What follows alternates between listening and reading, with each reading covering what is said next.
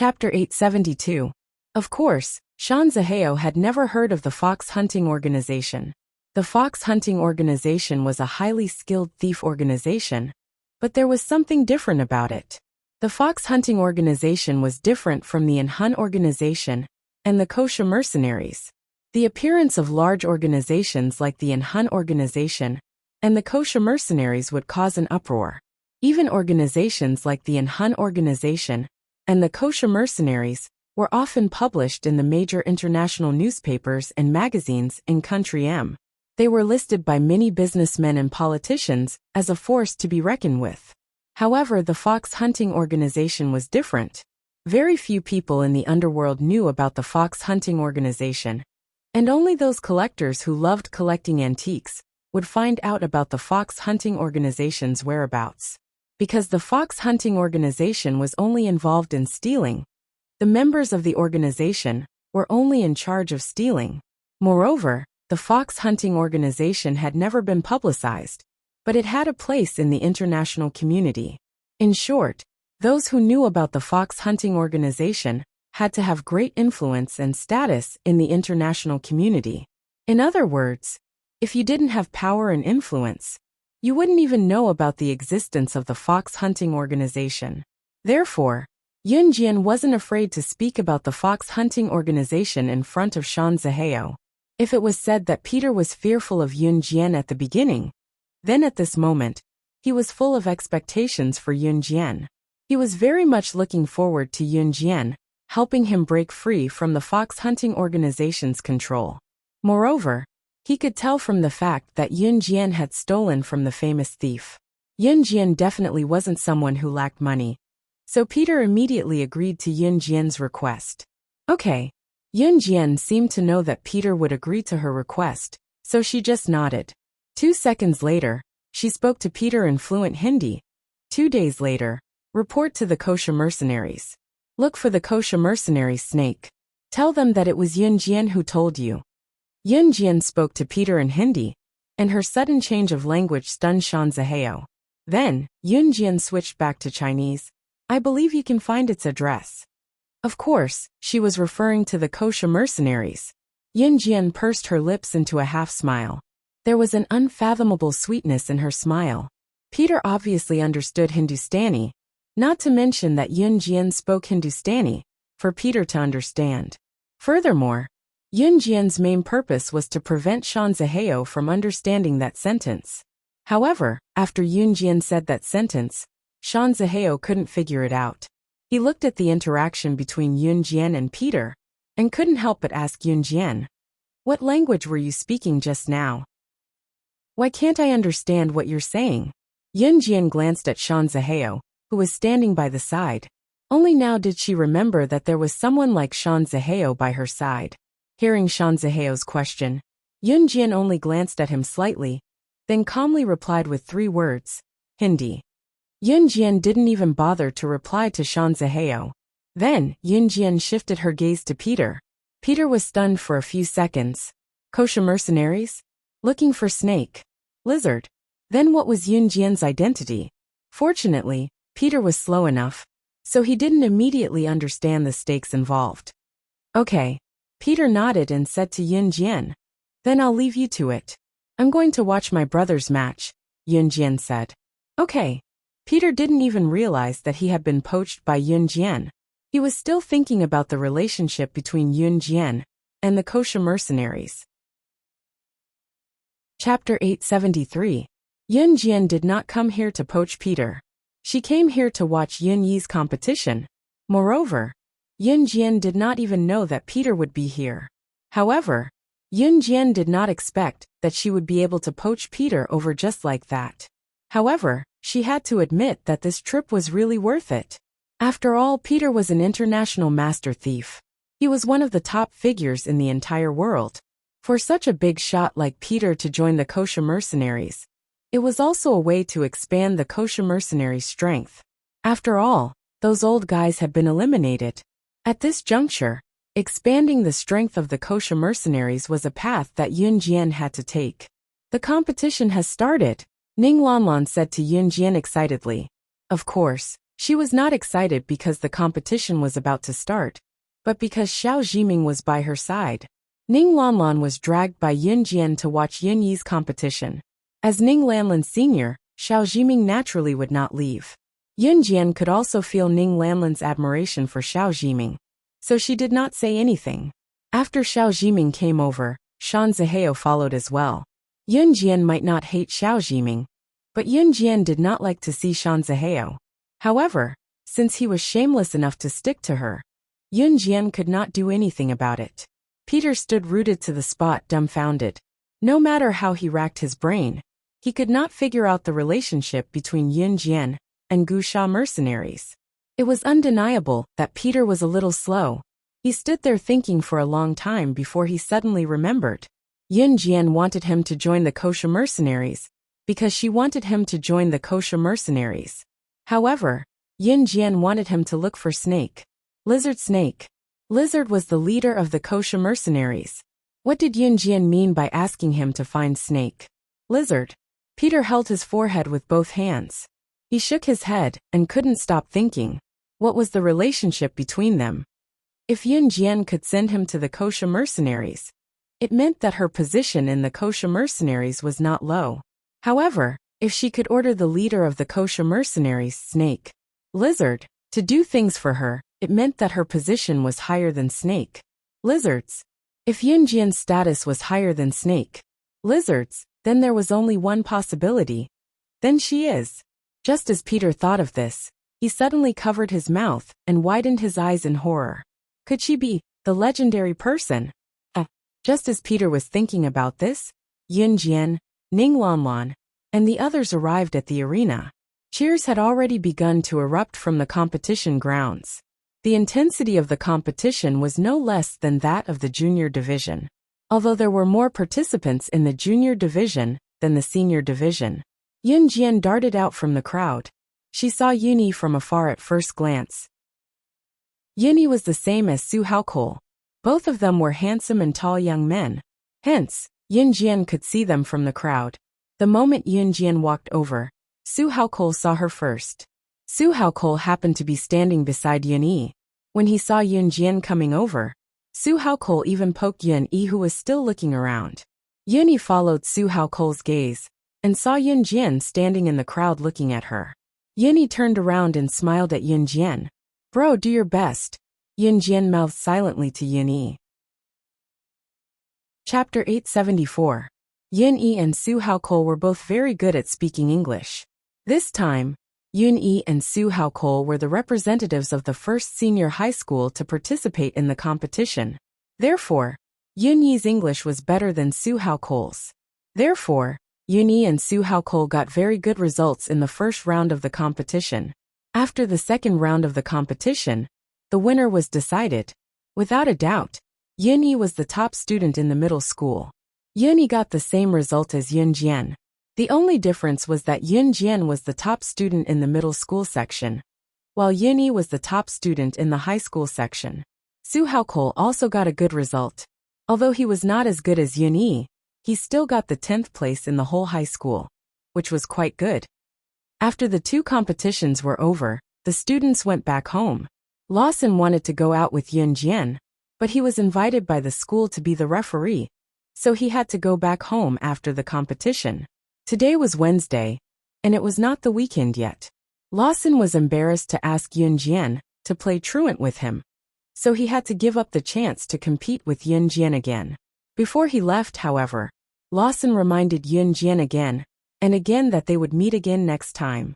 When he was about to leave, Lawson said to Yun Jian in English, Yun Jian, the next time we meet, you must let me win. Next time, he did not know if there would be a next time. In spite of it, Yun Jian smiled and nodded with pressed lips. Amen. In the end, Yun Jian added, the next time we meet, you will still be defeated by me. Yun Jian's words were harsh, but this time, they were very encouraging to Lawson. He laughed and said goodbye to Yun Jian. As for Ning Lanlan, her new friend, she exchanged contact information with Yun Jian and promised to go out together next time. Yun Jian had a good impression of Ning Lanlan, so she was happy to be friends with her. So she nodded and agreed. In the end, Shan Zihao watched as Yun Jian took the bus back to Longmen No. 1 High School. Since he had a good impression of Yun Jian, he could only watch her leave. However, Shan Zihao was not willing to give up just like that. It was rare for him to like a girl, so how could he give up before pursuing her? Moreover, Xiao Jiming was his buddy, and Xiao Jiming was close with Ning Lanlan.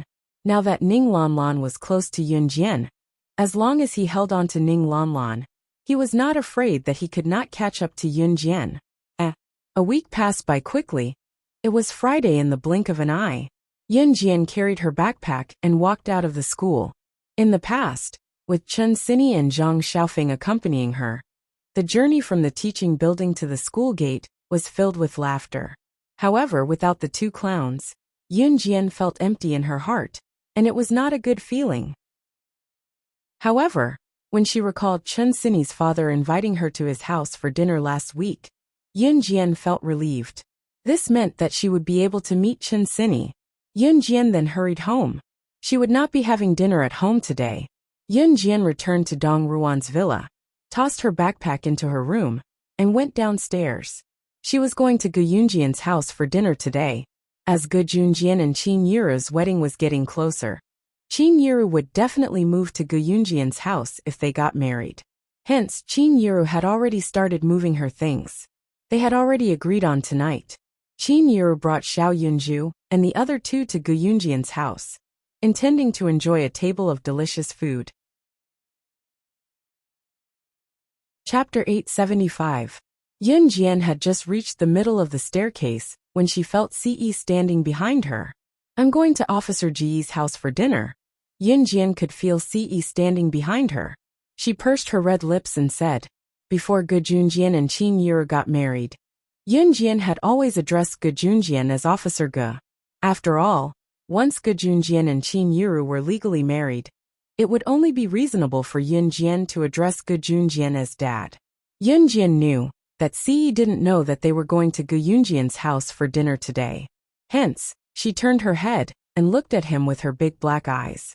Mom told us that we'll go to Officer Ji's house for dinner after school. Yun Jian added, my brother will be there too. Adam and Lan Su will be there too. You can come with me. There was no one at home. Everyone was rushing to Gu Yunjian's house for dinner. Yun Jian didn't expect Ce to be back at this time, because he was usually at an Hun organization from Monday to Friday. Ce's honest voice sounded.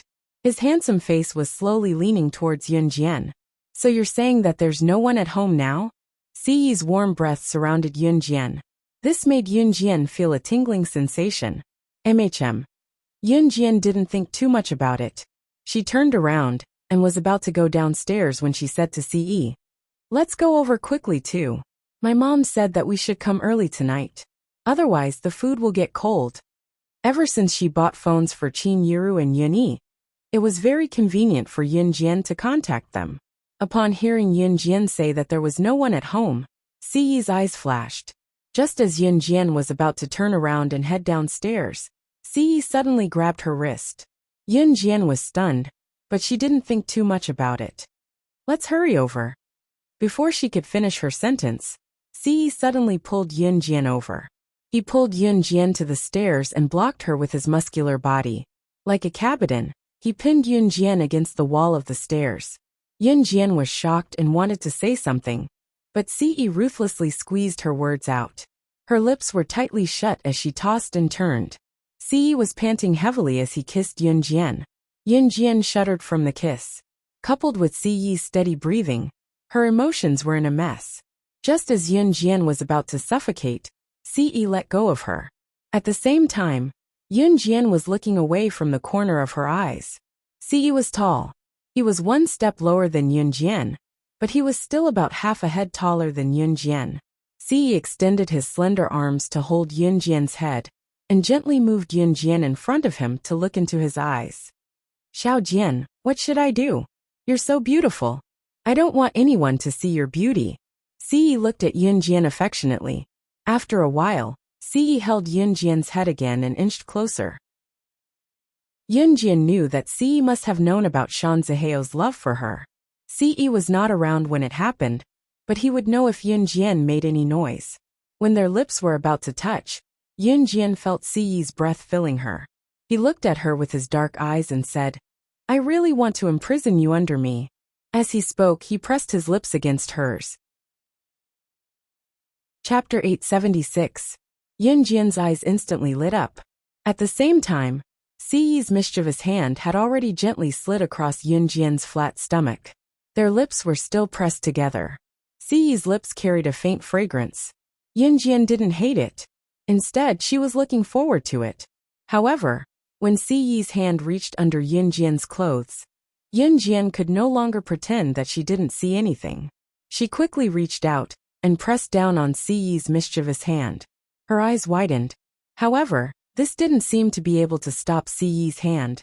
Siyi's hand slid past Yunjian's clothes and broke through Yunjian's resistance. He slid along Yunjian's beautiful body and slid into her bra. His hand covered her left breast. Yunjian's entire body went numb. Just as she was about to pull his hand away, she felt Siyi's lips on hers become even more unbridled. Yunjian's lips were sealed. Her lips couldn't move. She pressed against Siyi's chest with her hand, as if she wanted to push Siyi away, so that his hand would leave her body. However, Siyi didn't release his hand. Looking at Yunjian in front of him, he felt that she was even more alluring. His large hand even caressed her a little and gently grabbed her. Yunjian had never been so close to a certain part of her body. She couldn't help but groan. However, her eyes were wide open. The blush on her face was a sign of her shyness at this moment. Just as Yunjian was about to suffocate, Siyi finally let go of Yunjian's lips.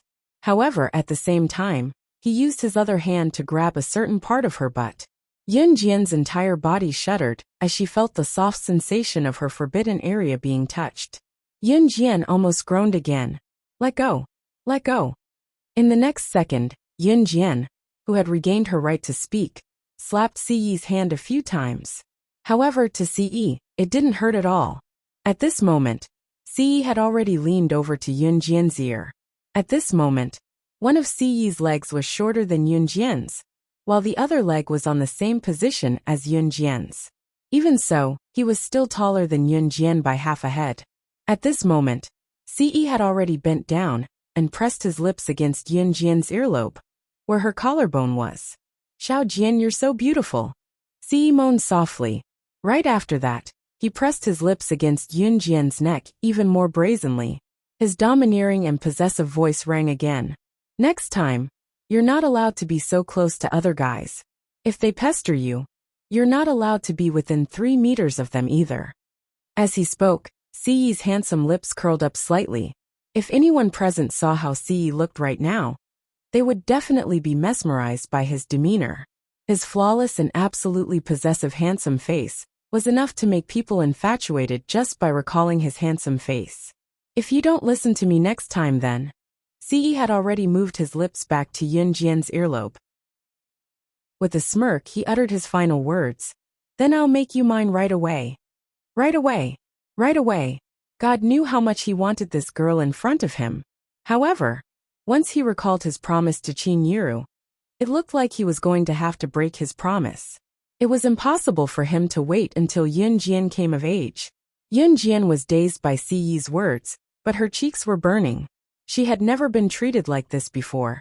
But if someone else had told her this, Yunjian would not have felt anything. Chapter 877. In spite of it, Siyi's naughty hand was still glued to Yunjian's plump breasts when he said that. His other hand was on one of her buttocks. Both of his actions made Yunjian blush uncontrollably. Strangely, this new and entirely different feeling did not make Yunjian feel disgusted. Instead, she was looking forward to what he was going to do next. Yunjian was shocked by her own thoughts. Shaking her head, she bit her lip lightly and tossed the thought to the back of her mind. "Xiaojian, are you back? Why didn't you close the door? What if a stray dog came in?" Yunyi's voice came from the door. It was a villa, and was surrounded by places that only the rich could afford to live in. However, there were plenty of stray dogs and domesticated dogs nearby. Some time ago, because the owner of a nearby villa forgot to close the door, a stray dog ran into his house. After the stray dog ran into his house, the owner of the villa returned home and saw it. Naturally, he wanted to drive the stray dog away. However, the dog became arrogant when it was chased by the owner and bit him. The owner went to the hospital to get a rabies vaccine. In the end, he received news that the stray dog died not long after. The reason was that the stray dog had contracted rabies. Rabies was a very scary virus. When one was bitten by a dog and was not treated in time, and the dog happened to be infected with rabies, the person who was bitten would be infected with the disease. Of course, those who went to the hospital for a rabies vaccine before the disease acted up were usually fine. Once it did, however, there was no one in the world who could be saved, let alone getting a rabies vaccine. Some people did not have a strong immune system and died from the rabies vaccine after being bitten. Moreover, people who were infected with rabies would usually die within a few months. The owner of the villa was bitten when he chased the dog away, so he went to get a rabies vaccine immediately. However, the prevention was not in place, and he contracted rabies as well. He died in less than a month. The incident stirred up a storm in Longmen City. Those who heard the news were terrified. Therefore, recently, it was popular to close the door after returning home. Therefore, when Yinyi came back and saw that the door was not closed, she said, "Don't worry." Suddenly hearing Yunyi's voice and seeing Siyi's hands on her unspeakable parts, Yunjian's face turned red as if it had been dyed with blood. Her face was so red that she couldn't bear to let go. Siyi looked at Yunjian. His eyes were filled with obsession, making it impossible for anyone to ignore his existence. "Xiaojian, aren't you at home?" At this moment, Yunyi had already walked in from the main entrance. Siyi also let go of her hand immediately. It was an exciting game. She was so close to being seen by Yunyi. Yunjian's eyes were unbelievably red. Yunyi was already at the door. He did not suspect anything when he saw Siyi and Yunjian standing on the stairs. "Xiaojian, why aren't you answering? The door has to be closed in time. There are a lot of stray dogs now and rabies is at its peak," Yunyi said. Chapter 878. "I know, Ge. I'll be more careful next time." Yunjian's voice was soft and carried a sense of tenderness. Of course, this was only Siyi's opinion. Yunjian lowered her gaze as well. Yunjian was good at adjusting her emotions. She recovered quickly and looked at Yunyi, saying, "Gu, let's go to Officer Ji's house for dinner today. Mom mentioned it before. Do you know?" Other than the blush on Yunjian's cheeks, she had completely recovered. It was unknown if she had covered it up well, or if it was natural. "I know. Mom already called me." Yunyi replied and patted his pants pocket, indicating that there was a phone inside. Qin Yiru and Yunyi now had the phones Yunjian bought for them. Yunyi could contact Qin Yiru normally even if she stayed in school. "I'll put my bag in my room. Let's go over quickly. Don't let them wait too long," Yunyi said and headed upstairs. When they passed by the stairs where Yunjian and Siyi were, Yunyi glanced at Yunjian suspiciously before looking at Siyi. Something felt off about the atmosphere. In spite of it, Yunyi did not dwell on it. He bypassed Yunjian and Siyi naturally and went to the second floor. It was only when Yunyi went to the second floor that Yunjian breathed a sigh of relief. She then turned to go downstairs, ignoring Siyi for the time being. He was getting bolder. It was the same when they went for a barbecue last time. It was the same at home now. If she continued to take it, would he not? Yunjian did not continue thinking about it. She stepped on the stairs and smoothed her clothes gently. "Xiaojian."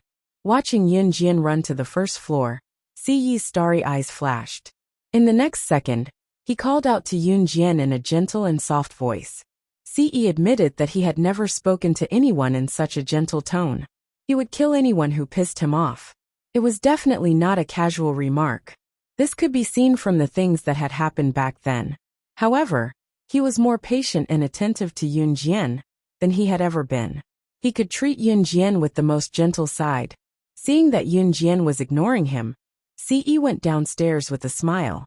Siyi's legs were long, so he caught up to Yunjian in a few steps and grabbed Yunjian's wrist. After grabbing Yunjian's wrist, he moved his hand down and interlaced his fingers with Yunjian's.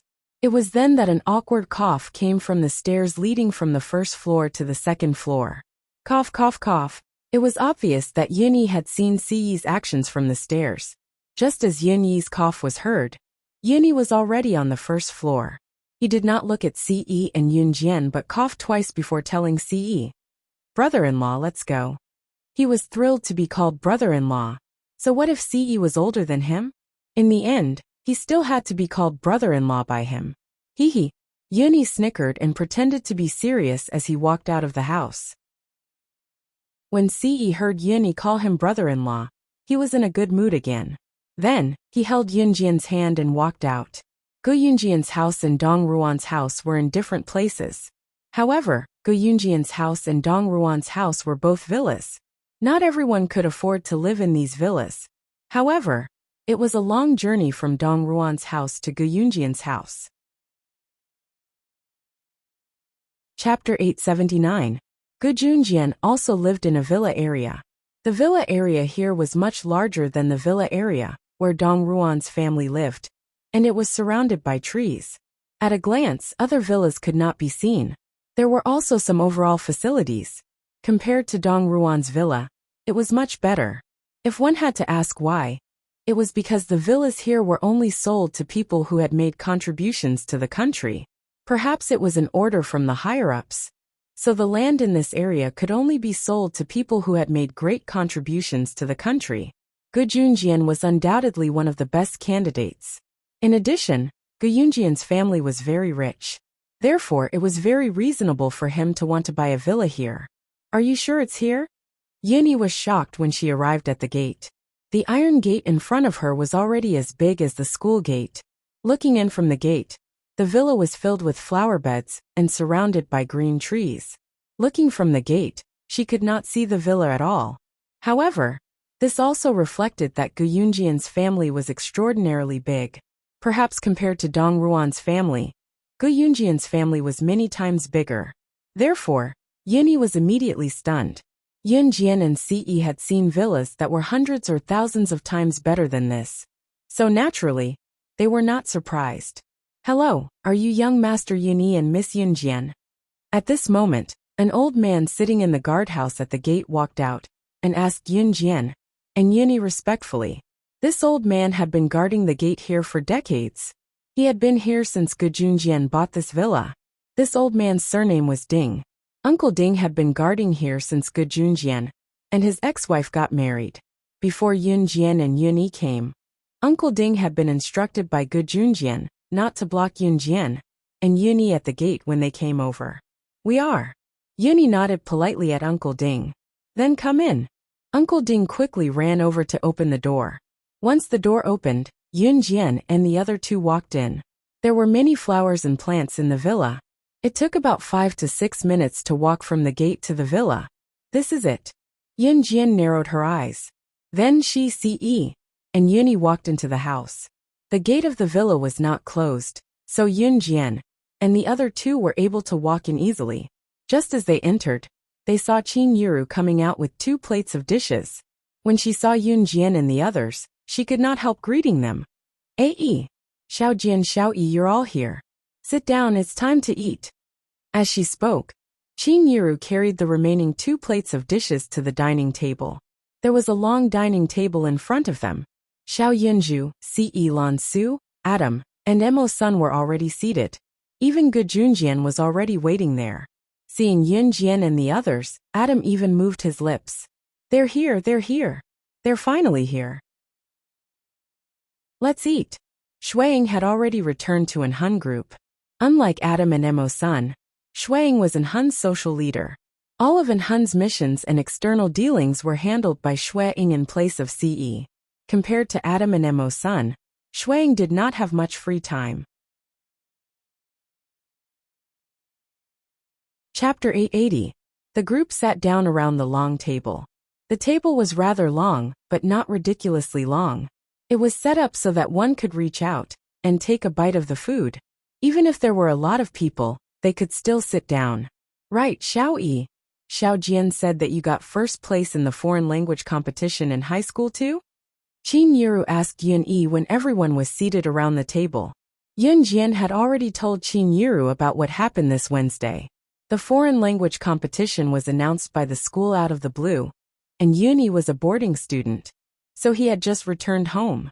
Therefore, it was Yun Jian who told Qin Yiru that Yuni had won first place in high school. Hearing that her son and daughter had won first place in the city's foreign language competition in middle school and high school respectively, Qin Yiru was overwhelmed with pride. As their mother, how could Qin Yiru not feel proud? Although she had heard from Yun Jian that Yuni had won first place in high school's foreign language competition, Qin Yiru wanted to hear it from her son in person. Amen, I got first place in the competition this time, Yuni answered when he heard his mother's question. Xiao Jian and Xiao Yi are smart kids indeed. Gu Junjian guffawed, the pride on his face unmistakable. Although Gu Junjian was not Yun Yi and Yun Jian's biological father, both children were actually much closer to Gu Junjian than their biological father, Yun Yi. Gu Junjian was especially nice to Qin Yiru. It's all because of the children's hard work. It's my blessing to have these two children. Qin Yiru chuckled with a hand covering her mouth, but the smile on her face did not diminish. Compared to Qin Yiru and Gu Yunjian's friendliness, Adam never stopped talking. This was mainly because Qin Yiru's cooking was too delicious, so Adam didn't even have the time to stop and speak. Is there anyone who eats like you? Your legs have just recovered. If you become crippled, I won't be responsible for helping you. Lan Su was sitting beside Adam. Seeing the way Adam ate, she couldn't help but say something to him. I'm not. My leg still hurts. I got hurt because of you, so you have to support me. When Adam heard that Lan Su wasn't going to support him, he didn't even have the energy to eat the drumstick in his hand. He immediately threw it into the bowl. That aggrieved look made it seem as if Adam was a little wife who had been bullied by Lan Su. Come on, eat your food. You even wanted to fight with me yesterday. Where did that energy go? Emo-san glared at Adam and blindly spoke the truth. Heh. Adam also laughed awkwardly, looking as if he was a little embarrassed. Chi, chi. At this moment, the sound of several sports cars drifting by suddenly sounded at the door. Someone came in? After all, Uncle Ding was guarding the door, so ordinary people shouldn't be able to come in. However, the sound of these sports cars drifting by and stopping at the front door of the villa was so eye-catching. Who came? I'll go take a look. Gu Junjian frowned slightly. Then he stood up and was about to walk out. Okay. Qin Yiru nodded. The moment Gu Junjian stood up from the dining chair, a group of people suddenly walked in through the door of the villa. The leader was a man in his 20s. The man had dyed his hair red, yellow, blue and green. His short hair had all kinds of colors. It was obvious that it was dyed. However, if one looked at it directly, they would be able to see that the man in the lead had similar eyebrows to Gu Junjian.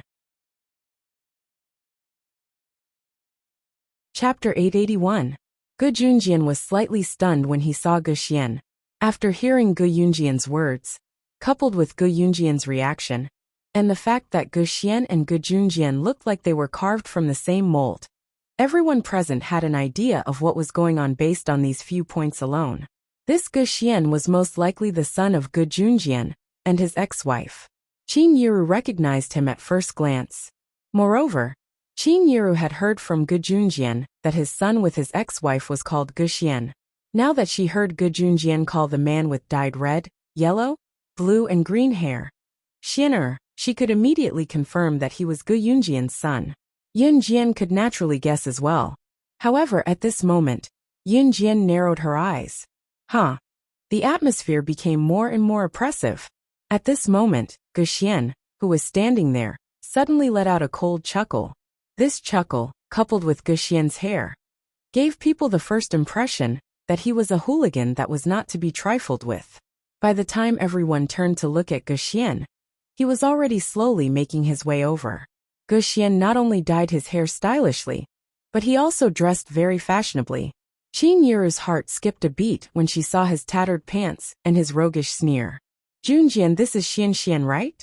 Qin Yiru turned to ask Gu Junjian to ease the awkward atmosphere. Qin Yiru had already changed her way of addressing Gu Junjian. She no longer called him Officer Gu. Qin Yiru simply wanted to use Gu Yunjian's introduction to greet Gu Xian. For Qin Yiru, it was her principle to behave properly. Gu Junjian nodded in tacit agreement. Little Xian, this is yours.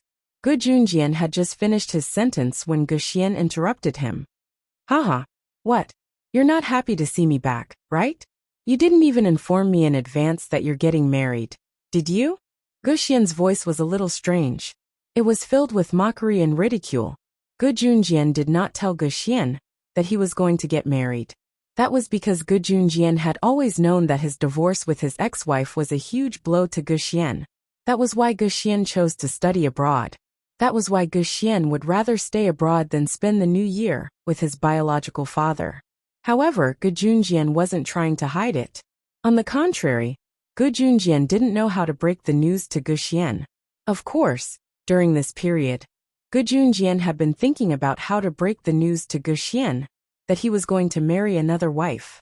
That was why Gu Junjian kept delaying it. However, on the day of the actual wedding, Gu Junjian would of course inform his own son. However, from Gu Xian's point of view, the meaning of this was very different. When his father divorced his mother, it was done without a word. He didn't care about him at all. When parents divorced, no one was more upset than the child. Regarding this matter, Gu Xian had always held a grudge in his heart. However, what did he see when he came in today? Gu Junjian was happily chatting with his new wife. Did he ever think about his own son? Xianer, it's not what you think. Gu Junjian still wanted to say something, but before Gu Junjian could finish his sentence, he was interrupted. Gu Xian shouted at Gu Junjian emotionally. If it's not what I think, then what is it? Gu Junjian, you've been seduced by a vixen, right? You don't even want your own son anymore. As Gu Xian spoke, he pointed at Qin Yiru and shouted at Gu Junjian.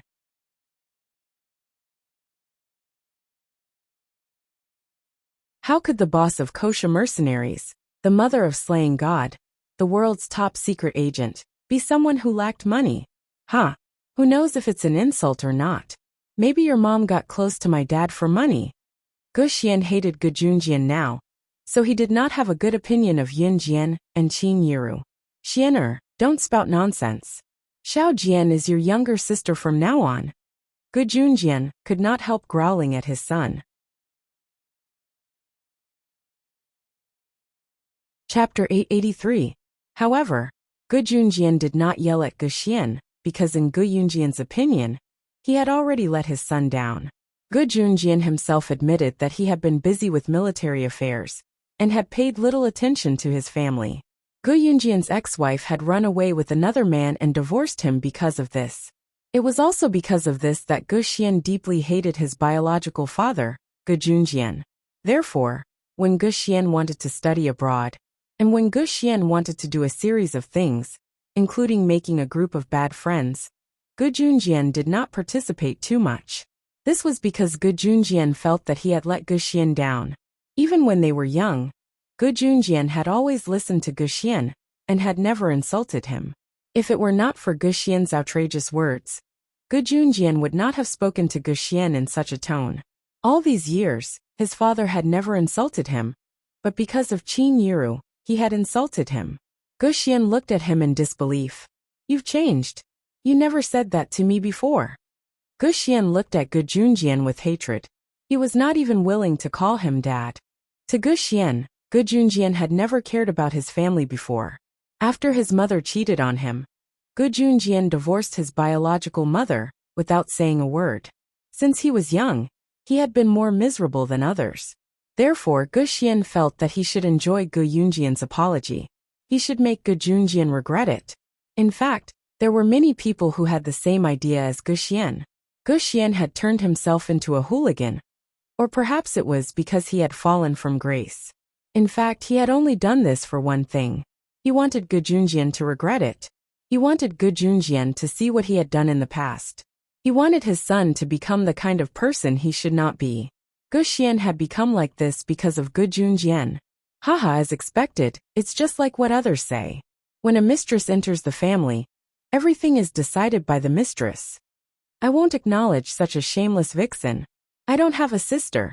My parents only gave birth to me. Guxian roared at Gu Junjian. His eyes were filled with hatred. Shut up. After Guxian roared, Gu Junjian did not wait for Yun Jian to make a move. He grabbed the bowl in his hand and threw it at Guxian. This was the first time Gu Junjian had been so angry and hit Guxian. Guxian's words completely enraged Gu Junjian. Guxian called Qin Yiru a vixen.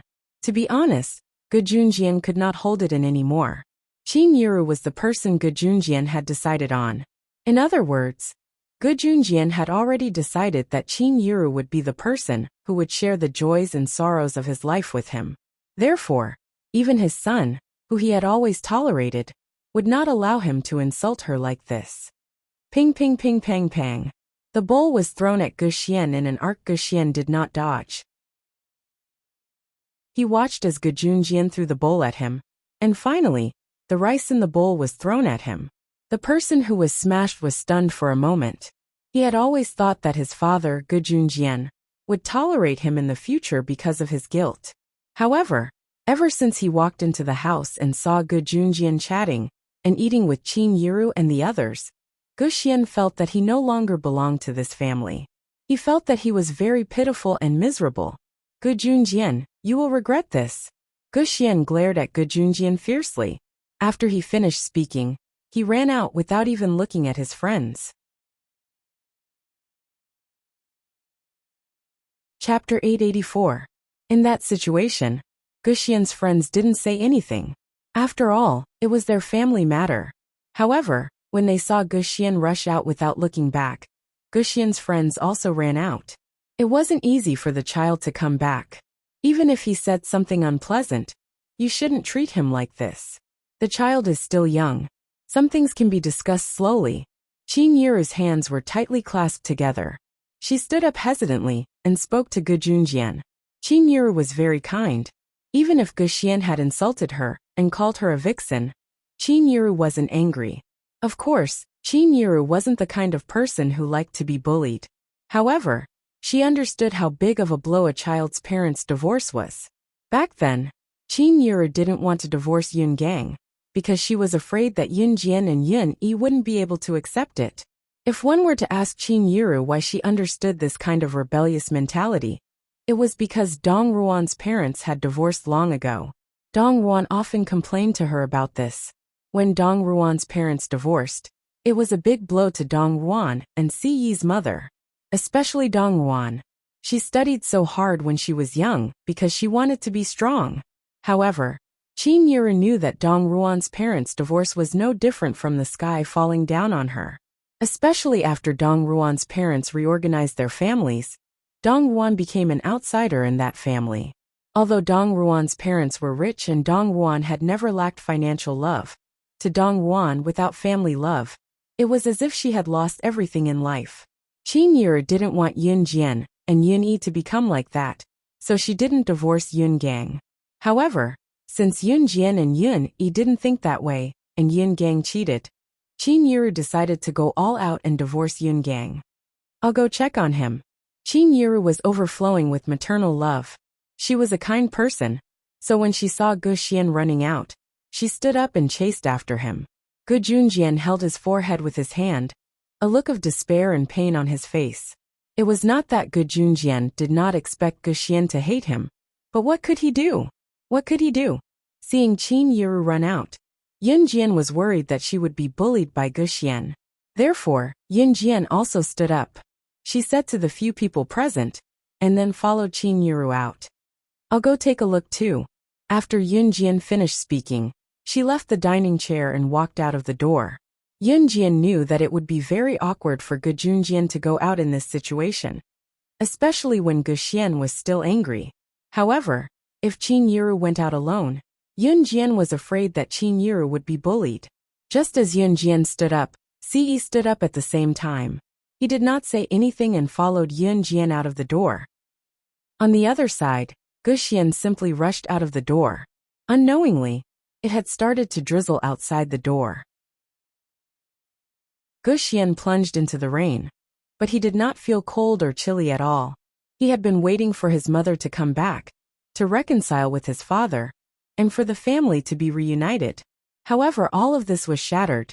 When he saw Gu Junjian happily with Qin Yiru and the others, he suddenly felt that he could not fit in with this family. Was his existence superfluous? Xian! A few of Gu Xian's friends rushed out and grabbed Gu Xian. At that moment, Gu Xian was on the verge of collapse. He looked like a dying man on the brink of death. Chapter 885. Xian, it's not easy for you to come home.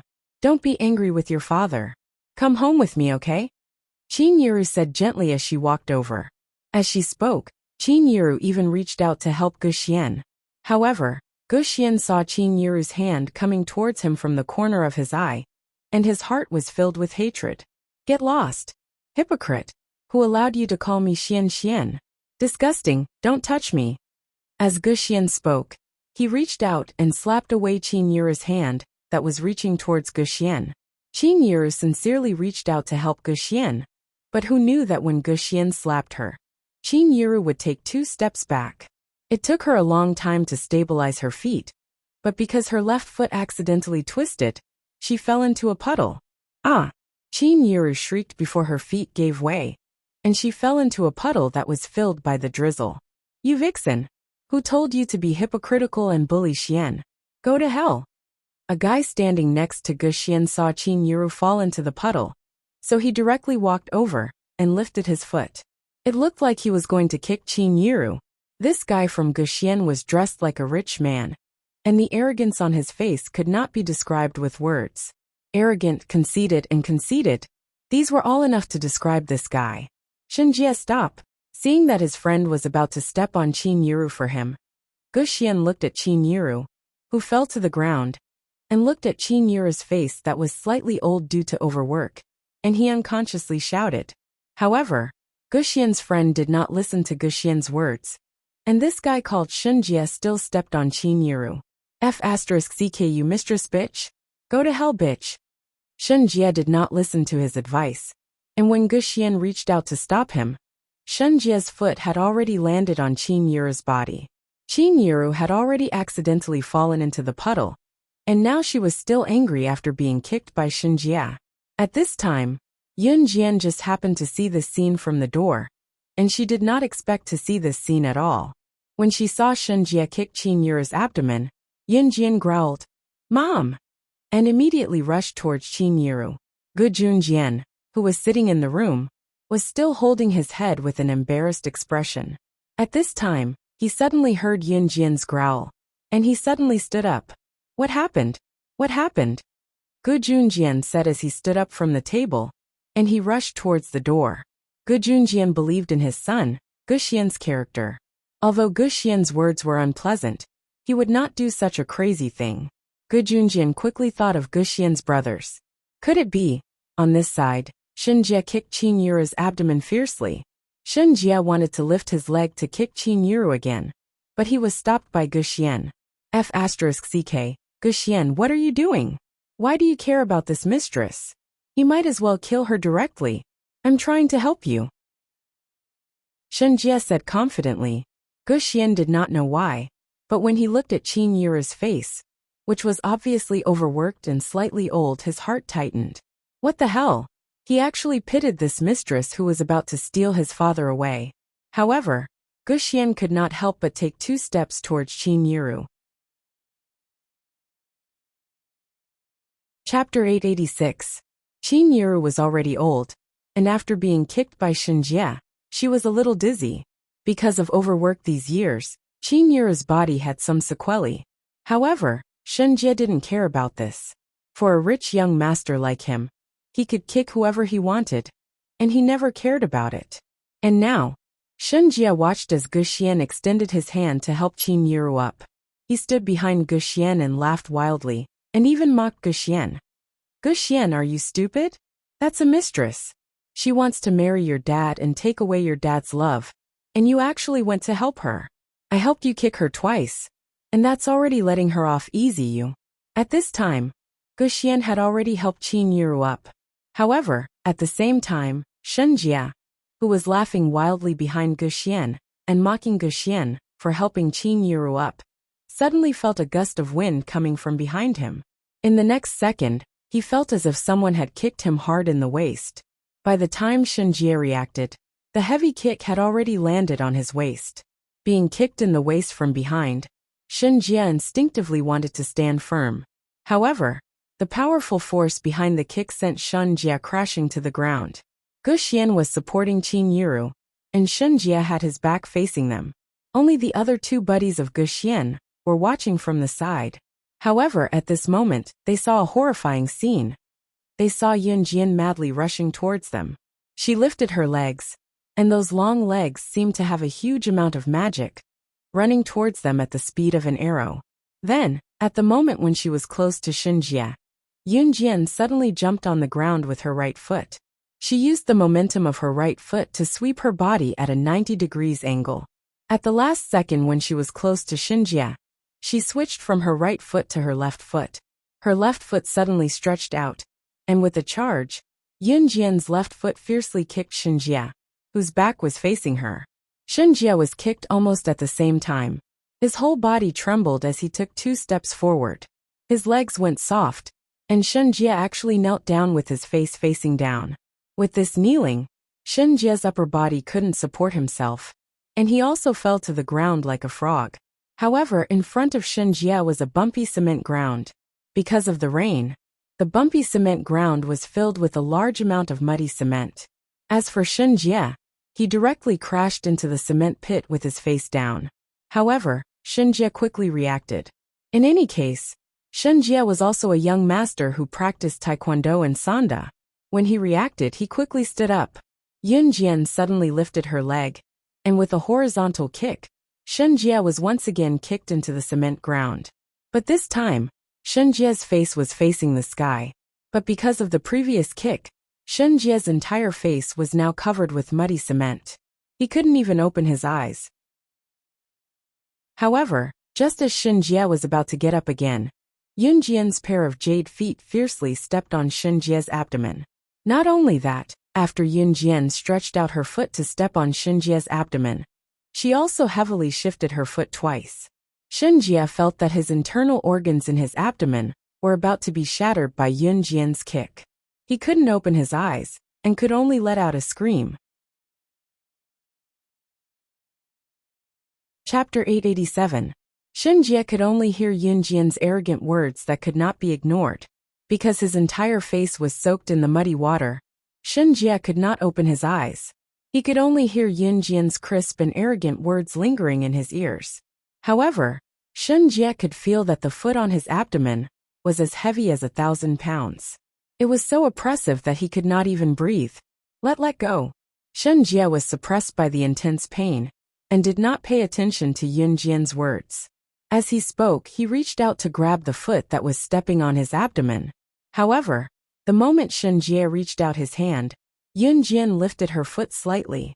The moment Shinjie was about to grab her foot, she lifted her leg slightly to the side, and avoided Shinjie's grab.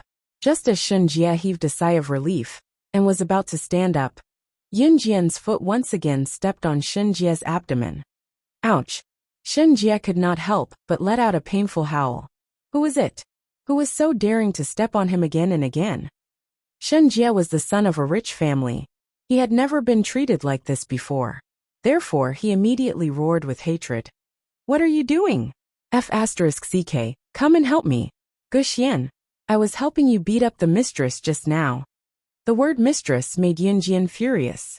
Gujunjian had already divorced his ex-wife. Therefore, no matter legally or morally, Gujunjian was still single. Qin Yiru had also divorced Yungang.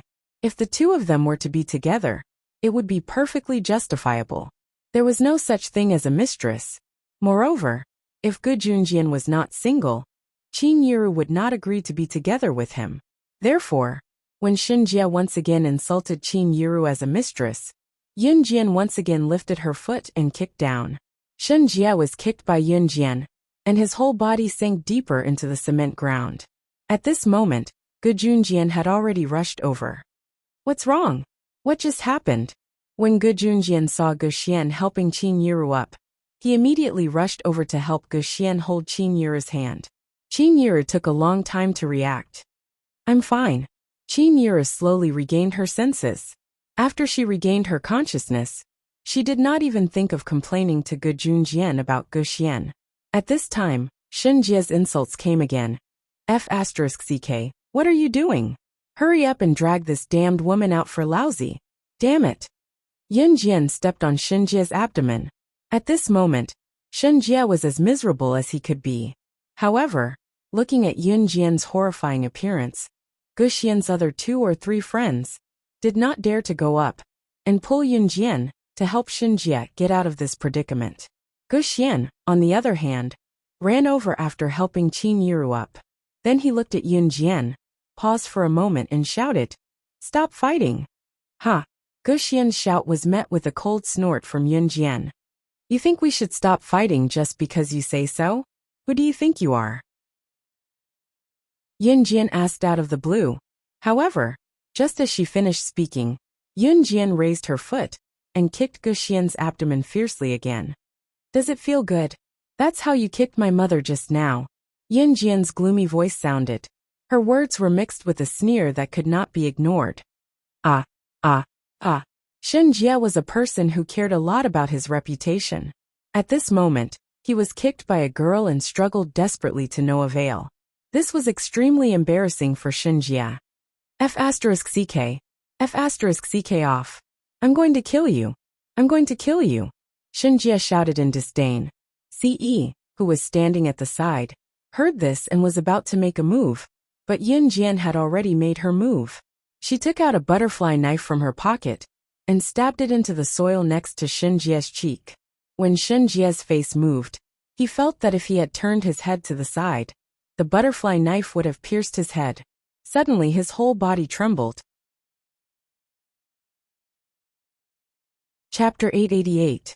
As long as Shen Jie moved his cheek to the left, he would be able to feel the cold butterfly knife sticking to his face. He trembled and his whole body went soft. Shen Jie was born into a wealthy family.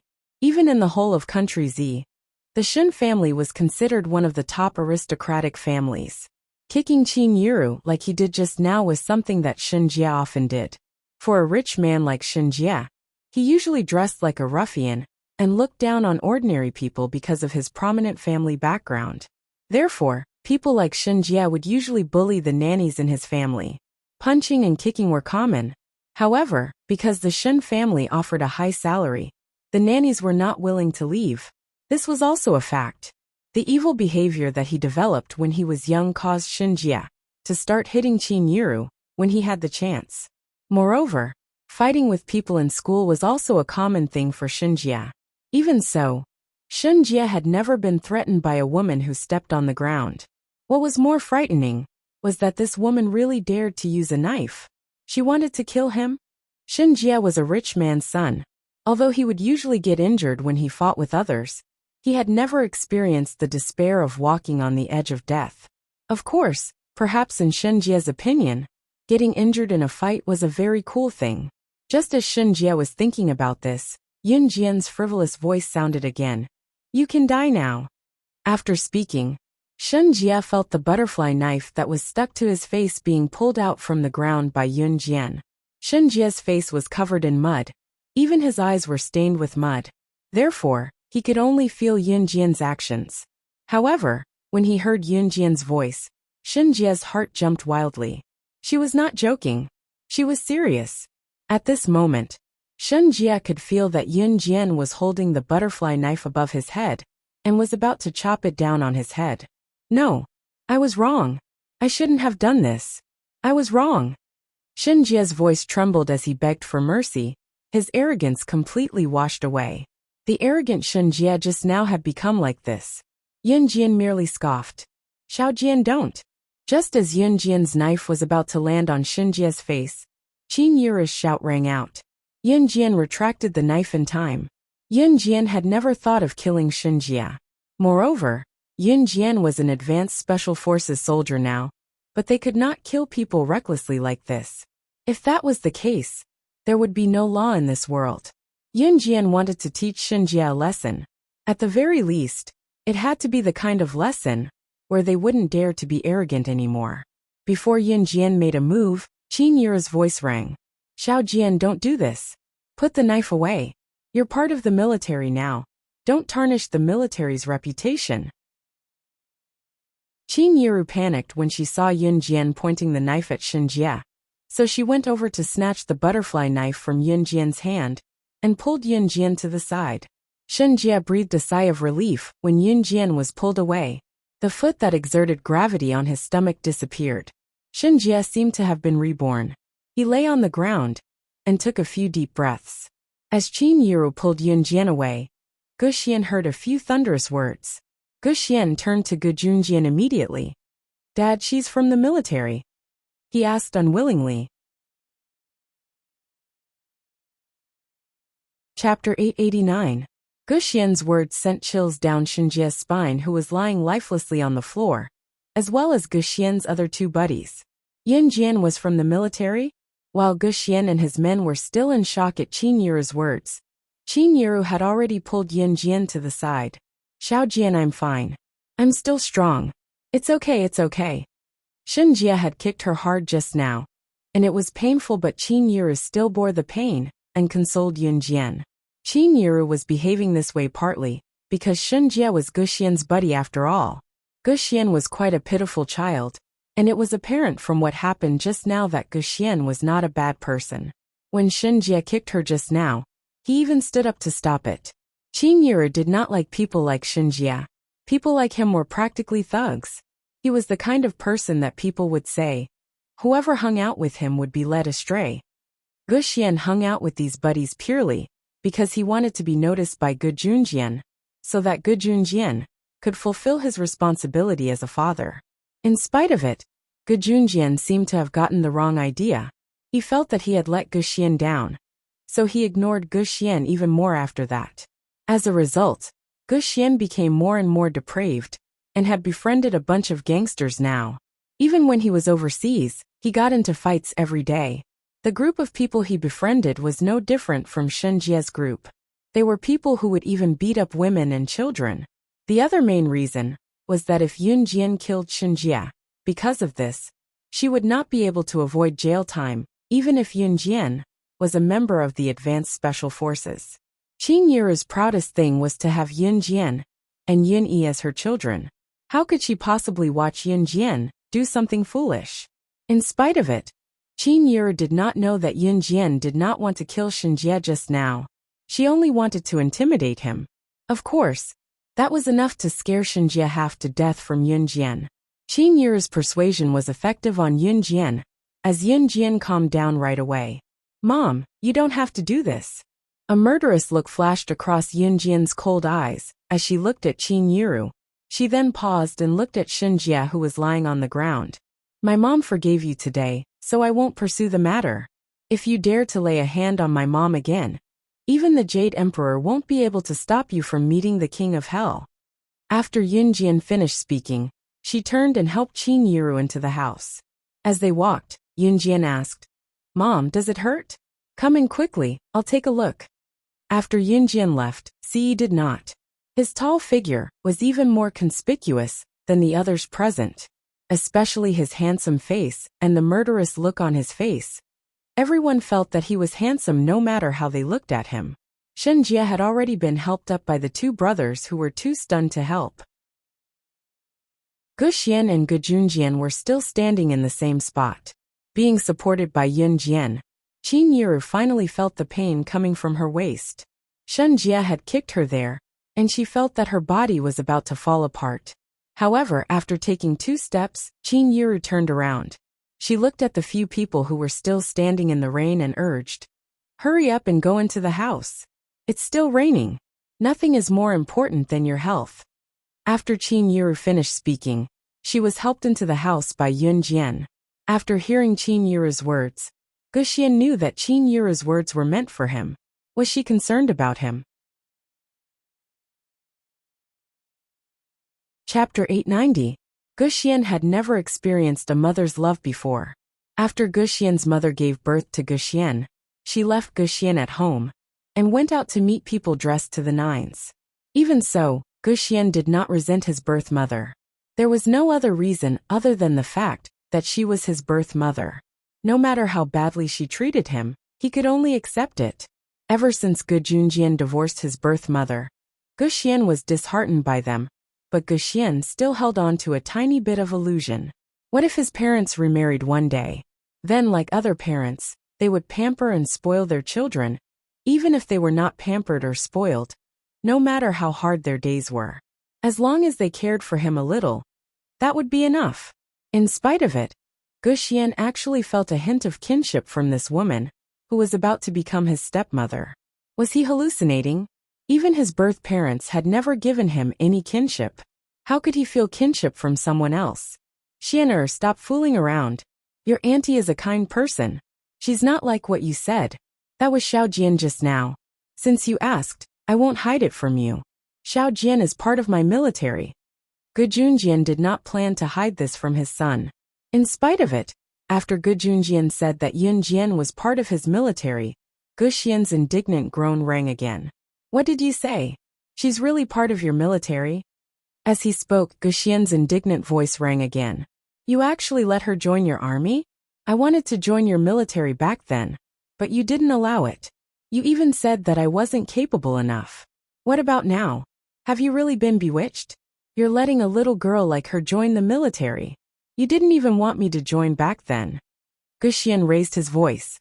Gu Xian also had the heart to protect his country. When he was young, he took Gu Junjian as his role model.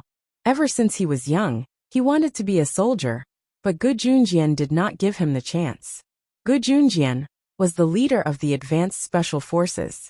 At the same time, he also had the authority to recruit outstanding youths from all over the country. Gu Xian wanted to join the advanced special forces and become a member, but Gu Junjian did not give him the chance. Therefore, when Gu Xian found out that Yun Jian had joined the military, he was furious.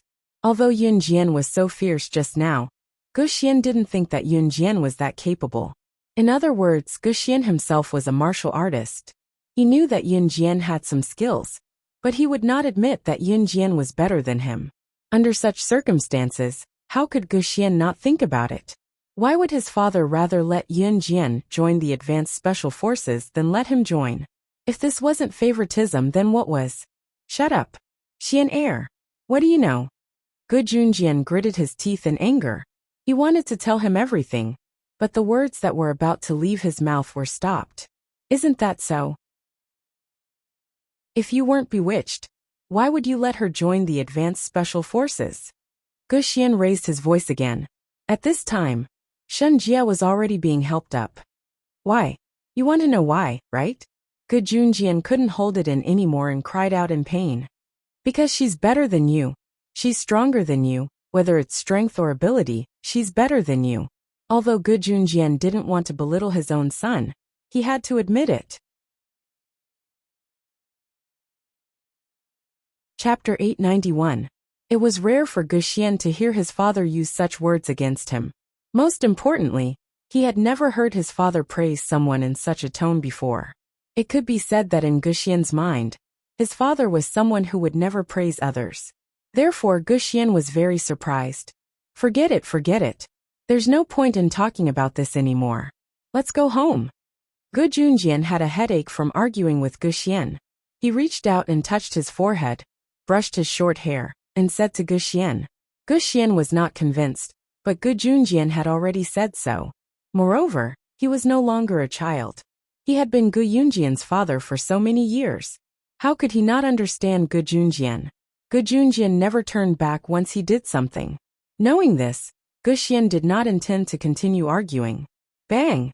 Just as Gu Xian had calmed down and was about to go home with Gu Junjian, he heard the sound of a heavy object being slammed to the ground. Gu Xian and Gu Junjian both turned to look at the same time.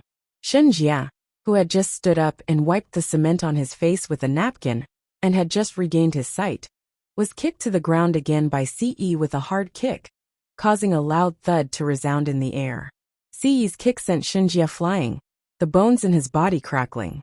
Shen Jia did not expect that Ce did not follow Yun Jian back to the house to teach him a lesson. At this moment, Shen Jia had been kicked to the ground. He did not even have time to react. However, the bones in his body were still making cracking sounds. In the next second, Shen Jia's painful howl resounded through the sky. Ah! My leg! Ah! The cracking of bones was enough to prove that the bones in Shenjie's leg were broken. Ce had broken his leg with a single kick. Everyone present was shocked by Ci's ferocious actions. Especially Guxian and Gujunjian. She had just seen Ce standing beside Yunjian without saying a word.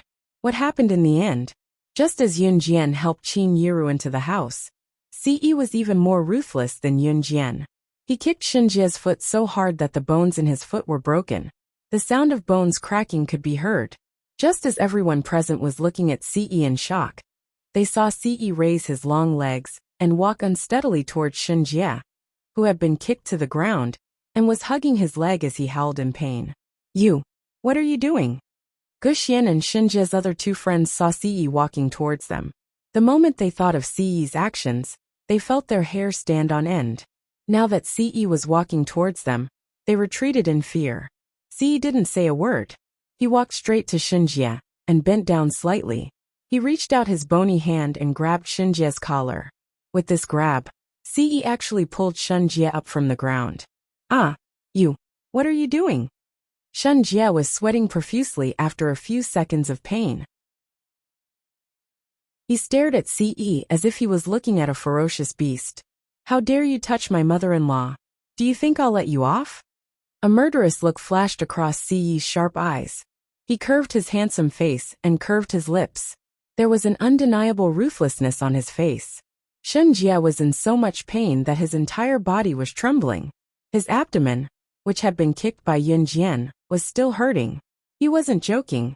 Right now, Ce was like a king who looked down on all living beings. His tall posture and his flamboyant words did not feel out of place at all. Chapter 892. Shenjie didn't expect Ce to be so calculative. In the past, Shenjie was always the one who bullied others, and there was no reason for others to bully him. Moreover, people like Shenjie liked to form cliques. When they were studying abroad, they formed a gang, and it was equivalent to the kind of gang that was formed to fight with others. Therefore, under such circumstances, Shenjie felt that he had a lot of face. Therefore, when he kicked Qin Yiru, his foppish character was revealed. When he kicked Qin Yiru, he used all his strength. However, Shenjie didn't expect that Ce would actually attack him. Moreover, he was so ruthless that he didn't even have a chance to fight back. Under Ce's pressure, Shenjie had no choice but to lower his head. He was so scared that his whole body was trembling. Then he said, I was wrong. I can apologize. Shenjie felt that his legs were about to be crippled. He had never met people like Ce and Yunjian. The former had just beaten him up, and Qin Yiru had stopped her from killing him. However, the latter had broken his bones with one kick. He had only kicked Qin Yiru a few times. If Shenjie had known that this would happen, he probably wouldn't have attacked Qin Yiru. Frankly speaking, he wouldn't have dared to do it even if he was beaten to death. However, this time, Ce didn't care about Shenjie. In front of Guxian and Gujunjian, he grabbed Shenjie's collar and kicked Shenjie's abdomen fiercely. This was enough to break all the bones in Shenjie's body. Ah! Shenjie howled as he was sent flying. After he landed heavily, he lay on the ground in the distance and didn't make any more noise. He wasn't dead, he just fainted. Shenjie! Guxian and Shenjie's other two friends saw this and rushed over in fright. F***ck. Guxian cursed. Then he ran over as well. After Ce kicked Shenjie, he wasn't worried about Shenjie's life at all.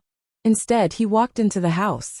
His tall figure walked in the drizzle and soon disappeared in front of everyone. In any case, Shenjie was his brother, so Guxian and two other people helped Shenjie to the hospital. Gujunjian didn't follow him. After giving Guxian some instructions, Gujunjian returned to his room. Hence, Guxian drove the unconscious Shenjie to a nearby hospital. The gathering at Gujunjian's house this time was very unpleasant because of Guxian's return. Therefore, no one ate much at dinner. Of course, except for Adam, Emo-san, and a few others. At night, Yunjian and the others returned to Dong Ruan's villa. The next day, when Yunjian woke up and came back from her morning run, Qin Yiru had already gone to Gujunjian's house to prepare breakfast for Guxian. Gu Junjian had gone to the army. Qin Yiru was a kind person. She was afraid that Gu Xian wouldn't eat breakfast alone at home, so she hurried over to prepare breakfast for Gu Xian. Yun Jian was afraid that Gu Xian or his friends would cause trouble again. So Yun Jian took 2 pieces of bread that Qin Yiru had prepared for her and walked towards Gu Yunjian's house, as if she was taking a stroll. At the entrance of Gu Yunjian's house, Yun Jian met Gu Xian, who had just come out of the villa.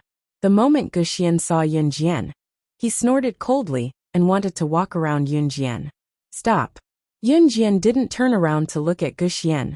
She just snorted softly.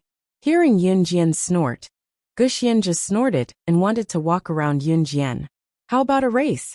As a racing enthusiast, you should be very interested in racing. If I can beat you, you're not allowed to be so rude to my mother in the future, Yun Jian said when she saw Gu Xian walk around her. She wasn't angry. Yun Jian's words really stunned Gu Xian. Chapter 893. Gu Xian's face was full of surprise. Racing was a symbol of wildness. At the same time, in foreign countries, especially in Gu Xian's school, men who could race and drive well would be regarded as extremely manly and charming by girls. Like the wind, Gu Xian and several of his buddies also became obsessed with racing. During his school days, Gu Xian was extremely obsessed with racing. It could be said that he was obsessed with it to a whole new level. Racing itself was exciting and dangerous. Perhaps in the beginning, Gu Xian and the others followed the trend to learn how to race. But it was undeniable that Gu Xian and the others were indeed obsessed with racing later. However, his interest in racing was not even mentioned to his own father, Gu Junjian. How did Yun Jian know? Gu Xian originally intended to ignore Yun Jian, but when he heard Yun Jian's words, he was stunned on the spot. So he hurriedly turned around and asked. Yun Jian slowly crossed her arms in front of her chest. She appeared relaxed, but did not speak immediately. Just when Gu Xian thought that Yun Jian would not speak, Yun Jian's voice suddenly sounded. Your sports car has been modified, right? Yun Jian's words were not a question, but an affirmative tone. It was only then that Gu Xian turned back to look at his sports car, that was parked not too far away at Yun Jian's words. Then he looked at Yun Jian in a daze and nodded. Yes. After being stunned, Gu Xian was puzzled again. How do you know that my sports car has been modified? And you didn't get close to my sports car to observe, how? Gu Xian had just finished asking when he was interrupted by Yun Jian. I accidentally saw it last night. Anyone with a discerning eye can tell at a glance that it has been modified. Yun Jian paused for a beat before she continued. You're right. Why would a normal person think of modifying a sports car?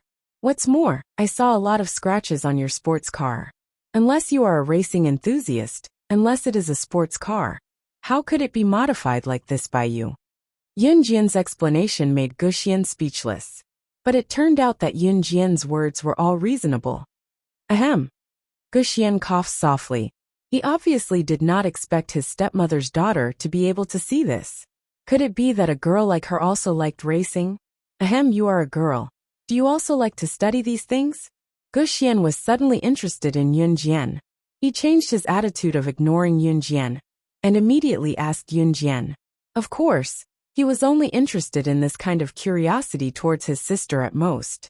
However, Gu Xian did not notice the change in his mentality at all. However, Gu Xian still did not believe that Yun Jian knew how to drive a race car. After all, Yun Jian was still underage. At 16 years old, she was still considered a minor in Z country and could not get a driver's license. How could she start school without a driver's license? Unless she was a genius. Otherwise, who would have the ability to do so? Yun Jian saw that Gu Xian did not believe her, but she was not angry. She put down her arms and reached out with her left hand to lift her high ponytail that fell on her chest. Yun Jian's way of lifting her hair was different from a little girl's. Her arrogant look made even Gu Xian's eyes pop out of their sockets. But Gu Xian's eyes simply lit up. Chapter 894. Yun Jian's words seemed to cause an uproar in Gu Xian's ears. What did she mean by his sports car being modified to the point of being unsightly? Gu Guxian was an upright man. He thought of something and asked on the spot, "What do you mean by my sports car being modified to the point of being unsightly?" As Guxian spoke, he had already followed Yunjian's words and ran aggressively to his sports car. He circled his car left and right before shouting at Yunjian, "My car is a famous car personally modified by America's top mechanic, Master Corentin. How can it be unsightly?" The Master Corentin that Guxian mentioned was a top mechanic in America. Even in the entire mechanic industry, Corentin was a well-known figure. Legend had it that it was very difficult to get Corentin to modify something. This was because even money wasn't tempting enough to get Corentin to modify something. One had to be someone with international status to be qualified to negotiate with Corentin. The sports car in Guxian's hands was bought from someone else. Therefore, Guxian cherished this sports car very much. To Guxian, owning this sports car was even more exciting than getting Corentin's autograph. Moreover, Corentin enjoyed a certain amount of international authority. Guxian had no doubts about Corentin at all. But today, Yunjian actually said in front of him that Corentin's modified works were unsightly? Didn't she know? International racers all wanted Corentin to modify a sports car for them. But the number of people who could actually be modified by Corentin could be counted on one's fingers. Didn't she know that if her words were heard by some people with ulterior motives, it would cause public outrage? Yunjian heard Guxian's indignant voice, but Yunjian only raised her eyebrows slightly when she heard Guxian's words. Seeing Yunjian's reaction, Guxian thought that Yunjian had heard of Corentin's name. Guxian was also a person who cared about his reputation. He thought that Yunjian was dumbfounded by his words, so he raised his head somewhat arrogantly. Look, his car was modified by Master Corentin. Yunjian would probably admire him for being able to get a sports car modified by Master Corentin after hearing that. Guxian looked at Yunjian with his mouth slightly agape. Guxian looked forward to seeing Yunjian look at him with admiration or envy. However, what Guxian saw was Yunjian's eyelids flashing, and her eyebrows slightly raised. Then he heard Yunjian say, "So it's a sports car modified by that old man Corentin? This car is probably the trashiest of all his modified sports cars." Yunjian made a tsk sound as she spoke. Guxian was completely stunned when he heard Yunjian's words. Yunjian's way of addressing him? Plus Yunjian's words. You know Master Corentin?" Guxian looked at Yunjian in disbelief. Corentin was an eccentric person. It was said that there were very few people who could get close to him internationally. Guxian only heard of one person, who was very close to Corentin. Hearing Yunjian call Corentin an old man, why did it feel like she knew Corentin? Guxian looked at Yunjian with great anticipation. She actually knew Master Corentin. However, he heard Yunjian's soft voice. Just a defeated opponent. Chapter 895. Yunjian's tone was ostentatious, but there was an arrogance that could not be ignored. However, for some reason, Guxian did not think that Yunjian was joking. "Master Corentin was defeated by you? Are you sure?" Guxian exclaimed. After that, Guxian asked again to confirm. "Don't tell me you don't know who Master Corentin is? He's the best mechanic in the world. Whether it's a sports car or any other mechanical equipment, there's nothing he doesn't know how to do as long as it's unheard of. I don't mean to criticize you, but you haven't even met Master Corentin before, have you? Why would you say that Master Corentin was defeated by you?" Guxian exclaimed in surprise. Yunjian did not follow Guxian's words. Instead, she changed the topic and asked Guxian, "Do you admire Corentin a lot?" After being asked by Guxian, Guxian indeed changed the topic. "We race car enthusiasts admire him a lot, because the cars he modified are twice as fast as ordinary sports cars and race cars." Guxian looked into the distance in admiration and said, if Guxian looked down on Yunjian before, then at least Guxian knew that Yunjian knew about racing. After all, if it was someone who did not know about racing, they would definitely not be able to tell that his sports car had been modified.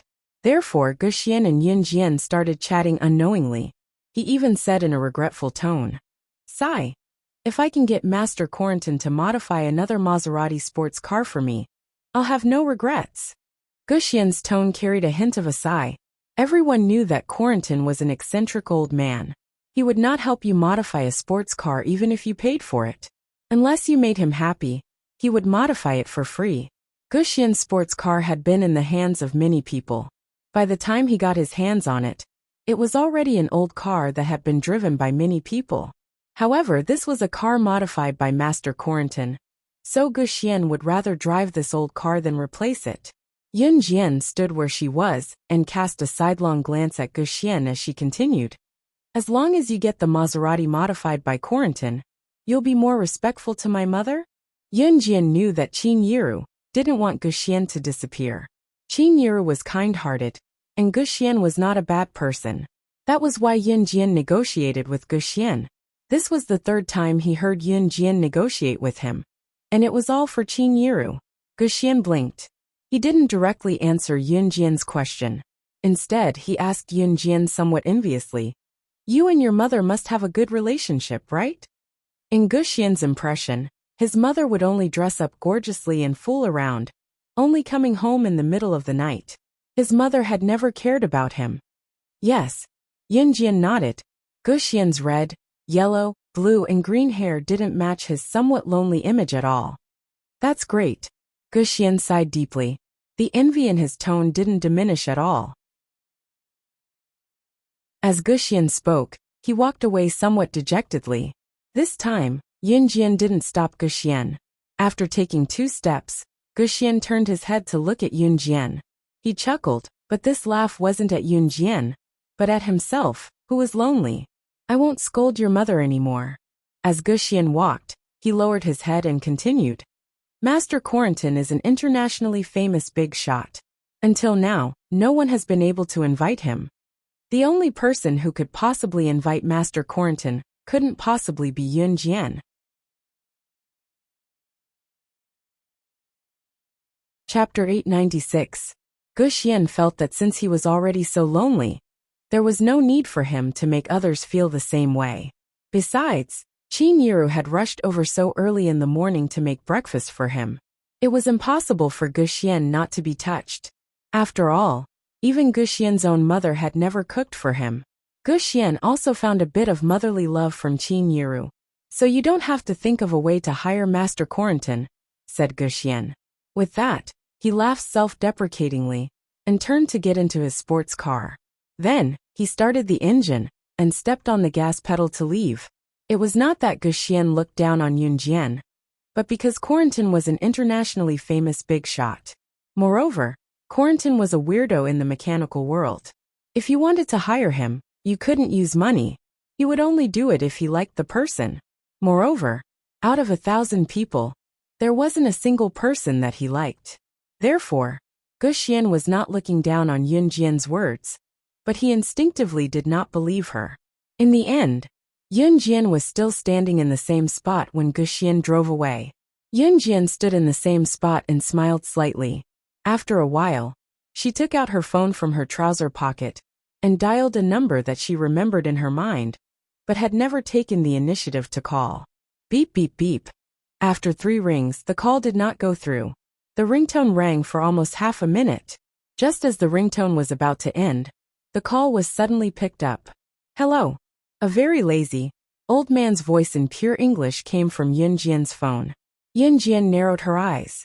She knew that this phone number was Corentin's private landline. Most people did not have Corentin's private landline number. "Old man, please do me a favor." Yun Jian spoke into the phone in English very decisively. "How dare you call this old man an old man? Who are you, little girl?" Corentin was annoyed when he heard Yun Jian's address. He immediately opened his mouth angrily. Even through the phone, Yun Jian could feel that the other party was holding a landline with a childish expression. He was frowning at the landline and pretending to be angry. "I'm SS." Yun Jian paused in the middle of her words. Then she softly spat out a letter. After Yun Jian spat out the letter, she clearly heard the sound of a chair being flipped over from the other end of the phone. On the other end of the line, when Corentin heard the word SS, he wanted to stand, but unexpectedly, his leg exerted force and hooked onto his own chair. The chair was hooked and was accidentally kicked over by his own foot. Corentin fell to the ground along with the chair. However, the pain to him, the word SS. Corentin's, Corentin got up from the floor and crawled to the phone he had accidentally flung away at the fastest speed in his life. He trembled as he picked up the phone. Then, he used the most benevolent voice he could muster and said, "You. Why are you calling me? No, are you planning to take me in as your disciple?" Yun Jian had never called Corentin on her own accord. The reason Corentin believed that Yun Jian was SS, just because of what she said, was because other than this unknown number, the people who knew his number were all people he knew. Of course, Corentin had saved the phone number of someone he knew. Country Zhejiang Province's Longmen City. Call me back when you've arrived. I won't wait for you if you're late, Yun Jian said with a faint smile. SS was the abbreviation for her by the people in the underworld. Chapter 897. Yun Jian did not give a direct reply to Corentin's words. Instead, it was Corentin who sounded flattered. All right. No, I'll fly my private helicopter over tonight. Wait for me. You must wait for me. Yun Jian pressed her lips together lightly and hung up. Not many people knew that she was slaying God, the top secret agent in the secret agent ranking. Even international tycoons and top figures rarely knew about her identity. Knowing Corentin under the identity of slaying God had a history as well. Yun Jian had thought that she would not need Corentin's private number when he had forced it on her, but she did not expect to use it so soon. It was fortunate that she had memorized Corentin's number when she saw it back then. Otherwise, she would not have been able to reach him. After making the call to Corentin, Yun Jian turned to enter Gu Yunjian's villa. Yun Jian headed to New Cruz after meeting up with Qin Yiru. Recently, New Cruz had been planning to expand the company to all major regions in the country through franchising. Of course, New Cruz's headquarters was in Longmen City, and this would not change. What was franchising? It was when a brand was established, selling their products to the entire country by collecting franchising fees. Those who applied for franchising had to follow the headquarters in the renovation of their storefronts and the management model. New Cruz was still planning this, so Yun Jian had been visiting the company more frequently recently. There were some things that Zhang Jifan could not do, so Yun Jian had to do it herself. It was Saturday night. Yun Jian had promised Chen Sini to have dinner at her house, and she would not go back on her word. Moreover, Yun Jian wanted to check on Chen Sini's condition. Yun Jian had gone to Zhang Xiaofeng's house the last time. She had also arranged to meet Zhang Xiaofeng at his doorstep. After Yun Jian was done with New Cruz's matters, she went straight to Zhang Xiaofeng's house. Zhang Xiaofeng had been waiting for Yun Jian at his doorstep for quite some time. It was only when a silhouette came from afar that he waved frantically. "Master." When Yun Jian heard the greeting, she knew it must be Zhang Xiaofeng without thinking. Hence, Yun Jian went to Zhang Xiaofeng. Beside Zhang Xiaofeng was a chubby Zhang Jian. Zhang Jian was rubbing his head as he greeted Yun Jian cutely. "Grandmaster." Yun Jian grinned and said, "Let's go." Zhang Jian had carried Chen Sini to the hospital and was considered to have saved her life. Hence, he was naturally invited to Chen Sini's house for dinner. In reality, Chen Sini's father, Chen Jinshuan, had not only invited Yun Jian and the rest.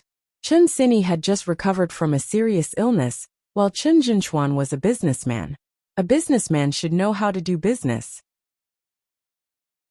This kind of thing could be used as a pretext to invite some of his business partners over for a meal and talk about business, which was very good.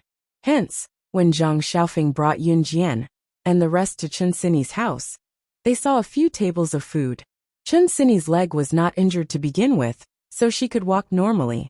Chen Sini's face was only slightly pale due to excessive blood loss. The most important thing for Chen Sini now was to replenish her blood composition. Yun Jian and the rest walked into the house and saw Chen Sini sitting at one of the tables, looking a little unhappy. In addition to Chen Sini, there were several other young men and women around the same age as Chen Sini sitting at the table. However, Yun Jian did not know any of them. Chapter 898. Yun Jian heard Chen Sini's shouts once she entered and saw Chen Sini waving at her, beckoning her over. Looks like we're late. The dishes are almost all here. Zhang Xiaofeng lamented before he headed over with Yun Jian and Zhang Jian. We're not late at all. It's fine as long as there's food. Zhang Jian added gluttonously as they walked. In return, Zhang Xiaofeng rolled his eyes and smacked him from top to bottom. Look at you, you're so useless. As Zhang Xiaofeng and Zhang Jian spoke, both of them followed behind Yun Jian. Jian, I've snatched the seat especially for you. Come over quickly. Seeing Yun Jian coming over, Chen Sini waved her hand quickly, as if she was afraid that the seat she had snatched would be snatched away by someone else. TSK, you heartless Chen Sini. You didn't even snatch a seat for us. Zhang Xiaofeng teased. Then the group sat down. There was a group of people sitting at the tables next to them. Only Yun Jian's table was filled with children. In reality, this was how it was usually arranged. The adults sat with the adults while the children sat with the children. Sometimes the children's table would have their mothers with them. Yun Jian glanced around her table and saw that there were a few women at the same table as her. Of course, most of them were young men and women. It was not hard to tell that some of them were brought here by their mothers to attend the dinner. Be it the children or the women, they must have come with their fathers or husbands. Their fathers or husbands were also seated at the same table as Chen Sini's father, Chen Zhenchuan. Seeing Yun Jian and her friends coming over, Chen Zhenchuan, who was seated at the same table as himself, stood up. In any case, he would not forget that he was treating his daughter today, because she had just recovered from a serious illness. Chen Zhenchuan would never forget that the reason why his daughter could stand here alive was because Yun Jian, Zhang Xiaofeng, and Zhang Jian had saved her in time. You guys are here. Chen Zhenchuan walked over to Yun Jian and the others with a wine glass in his hand. Yun Jian could tell that Chen Zhenchuan's question was directed at her, so she nodded in response. Sorry for the inconvenience, haha. Chen Zhenchuan laughed twice, and then continued to speak to Yun Jian. Thank you very much. Sini, you have to entertain your friends on my behalf. Chen Zhenchuan said with a smile. Got it, Dad. Chen Sini nodded. Zhenchuan, is this your Sini? Because Chen Zhenchuan walked over, everyone's gaze turned towards him. At this moment, at the same table as Yun Jian and the others, a woman in her 40s with a twisted face asked Chen Zhenchuan. Obviously, this woman knew Chen Zhenchuan. Haha, that's right, this is my Sini. Chen Zhenchuan said this and laughed twice. Zhenchuan, I heard that Baiguang Model Agency has been banned from the industry. Also, the genitals of those talent scouts have been cut off. One of them even had 2 fingers chopped off. Did you do this, huh? A man seemed to want to show off, so he used this matter as a topic to bring it up again. Chen Zhenchuan was stunned, and then he replied, I didn't do it. I can't say for sure that Baiguang Model Agency was banned, but those talent scouts' genitals were cut off. I heard that a few girls who escaped said that a young girl chopped off 2 fingers of one of the talent scouts and ordered people to cut off their genitals. I don't know if this is true. Someone added, Master, I remember that you were the last to leave. Did you do that? Zhang Xiaofeng heard the noise and asked Yun Jian.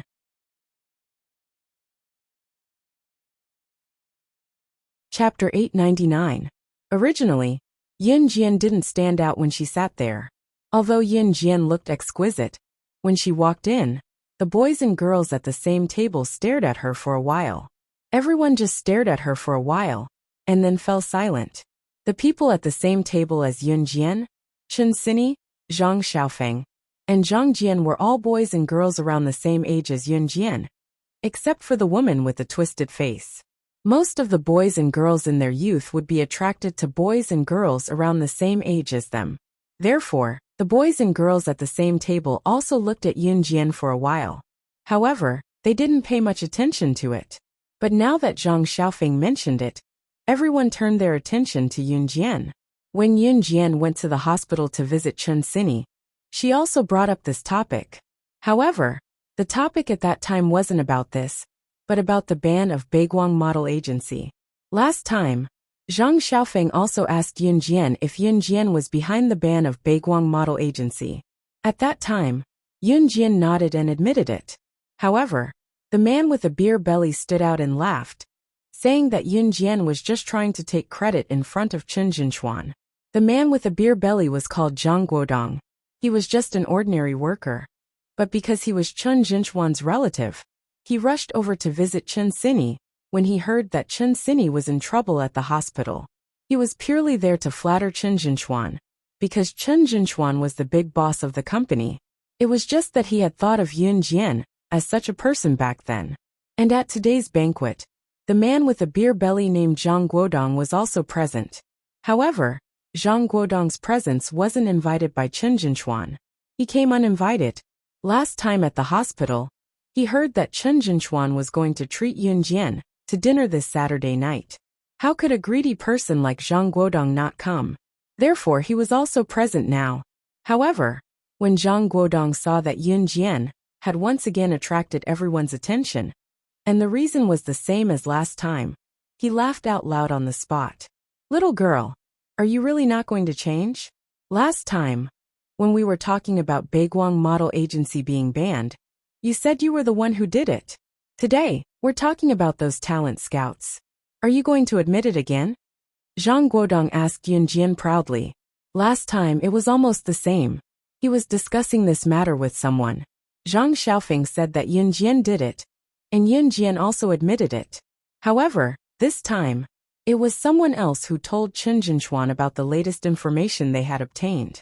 Last time, they did not know that the talent scouts were crippled, and one of them even had his hand chopped off. Today, the tragic incident of the talent scouts had spread all over Longmen City. Now that it was brought up again, Zhang Xiaofeng was accusing Yun Jian again? Zhang Guodong thought that Yun Jian was using her disciple, Zhang Xiaofeng, to gain Chen Jinchuan's favor. Zhang Guodong wanted to gain Chen Jinchuan's favor, so he assumed that Yun Jian was that kind of person as well. Therefore, his tone was not exactly friendly. As if to prove his point, Zhang Guodong took the liberty to say to Yun Jian again, "If you're really behind what happened to those talent scouts, why didn't you say so last time? I'm sure she didn't do it." Zhang Guodong's analysis sounded logical. Chapter 900. Ever since Yun Jian had appeared, she had always given people the impression that she was a woman of few words. Therefore, when Zhang Guodong pointed at Yun Jian, and Yun Jian retorted in such a tone, everyone present felt a sudden sense of novelty. However, before everyone could react, Yun Jian's words drifted over again. "Are you my biological mother or my biological father? Why should I report these things to you? Besides, would you believe me if I told you?" Yun Jian's words had hit the nail on the head. First, who was Zhang Guodong? Who was he to her? Why should she report her own matters to him? Second, would he believe her if she told him? The answer was no. Besides, Zhang Guodong himself had said that last time when they were talking about the Baiguang Model Agency being banned, Yun Jian had said that she was the one who did it. However, from Zhang Guodong's tone just now, everyone present could tell that he definitely didn't believe Yun Jian. Yun Jian's few words had made Zhang Guodong speechless. Zhang Guodong's spirit had been completely destroyed by Yun Jian's sharp words, but he still held back his anger and planned to find a chance to fiercely retaliate against Yun Jian next time. Alright, stop talking. Let's eat. Chen Jinchuan saw that the situation wasn't right, so he immediately tried to mediate. After all, he was the one who invited Yun Jian and Zhang Guodong to dinner. His original intention was to repay Yun Jian for saving Chen Sini's life. However, if Yun Jian quarreled with Zhang Guodong, wouldn't it become a bad thing instead of repaying her kindness? Under such circumstances, Chen Jinchuan naturally had to step in and stop them. Here it comes. The last dish is here. Everyone try it. These dishes were all made by me. At this moment, Chen Sini's mother, Wuxia, walked out of the kitchen. Wuxia was followed by several nannies. At this moment, the nannies were serving dishes to each table. Tonight's dinner was prepared by Wuxia. Although Wuxia looked like a well-bred young lady, she had actually learned how to cook. The dishes she made were comparable to the chefs of 4-star hotels.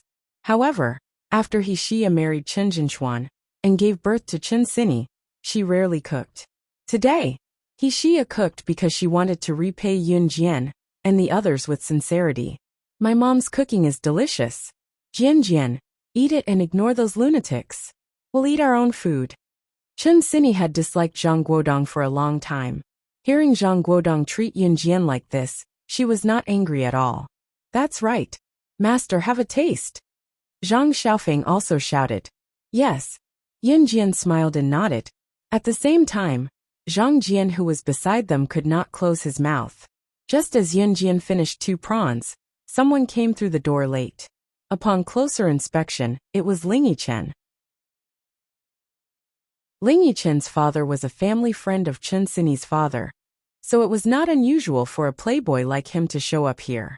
However, it had been a while since Ling Yichen had appeared in front of Yun Jian and her friends, because he was preparing for a competition.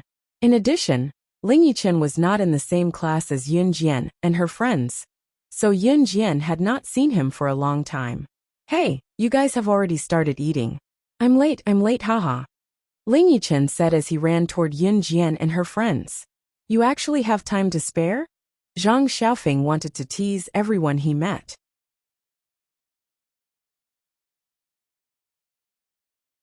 Chapter 901. Haha, great beauty Chen just got discharged today. How can I not do her the honor? Ling Yichen said as he walked up to Zhang Xiaofeng. Then, he squeezed into Zhang Xiaofeng's side and snatched half of Zhang Xiaofeng's stool. F***ck you kid. Zhang Xiaofeng was very unhappy that half of his stool had been snatched away. He continued to shout. Kid, you snatched my stool the moment you arrived. Scram to the side. Go get your own stool. Haha. Ling Yichen laughed heartily. Then, he turned to look at Yun Jian, who was sitting on his seat, and greeted. Hey, Yun Jian, long time no see. Yun Jian replied with a simple smile. Ling Yichen? While Ling Yichen was happily fighting for a stool with Zhang Xiaofeng, a girl sitting at the same table looked at him and called out in surprise. Hey, you're Mr. Ling. Who was calling him? Ling Yichen turned his head around impatiently. However, when he saw the girl's face clearly, he was completely dumbfounded. Sha. Ling Yichen asked in surprise. This time, Zhang Xiaofeng was interested. He lifted his butt and took the opportunity to push Ling Yichen, who was snatching his seat, out of his stool. Because Ling Yichen was stunned just now, he was directly pushed out of half of his stool by Zhang Xiaofeng. Seeing that Ling Yichen and this girl called Sha had acknowledged each other, Yun Jian was not at all interested. She continued to peel the prawns in her hands. These prawns were delicious. Ling Yichen did not expect to bump into Sha here at all. He was a little stunned. This girl called Sha was called Ji Sha. She was Ling Yichen's ex-girlfriend. Speaking of Ling Yichen's love affairs, he really had a lot of them. He was the famous playboy in school. Before this, he changed girlfriends like he changed clothes. However, after meeting Yun Jian and the others, he completely restrained his temper. Right now, the school was abuzz with rumors that Ling Yichen had actually curbed his playful personality. This was simply untrue. The thing Ling Yichen was most afraid of right now was meeting his ex-girlfriends. Coincidentally, he actually met one today. While Ling Yichen was still in a daze, the boys and girls beside Ji Sha surrounded her and asked her questions. Sha, who is this person? You guys know each other? That's right. Sasha, do you know them? The people at the same table surrounded Ji Sha and asked. It felt as if Ji Sha was being praised to the heavens. On the other hand, Ji Sha herself was quite pretty, so she felt like she was floating in the air. My friend, Ji Sha said arrogantly to the people around her. Then, she turned to look at Ling Yichen and invited him. Ling Yichen, we haven't seen each other in a while. Shall we go shopping together later? Ji Sha's gaze was as if Ling Yichen did not want to go shopping with her. It meant that he did not dare to go. Ling Yichen was silent for 2 seconds, then agreed. Okay. The more the merrier. Bring your friends along and we'll go together. Ji Sha continued to say to Ling Yichen. However, at this moment, Ji Sha's gaze was on Yun Jian. Beautiful girls always like to compare themselves with other girls. Ji Sha was also such a girl. Moreover, Yun Jian was pretty. The boys and girls on Ji Shasha's side also joined in the commotion. Especially the boys on Ji Shasha's side. Their eyes were almost transfixed on Yun Jian.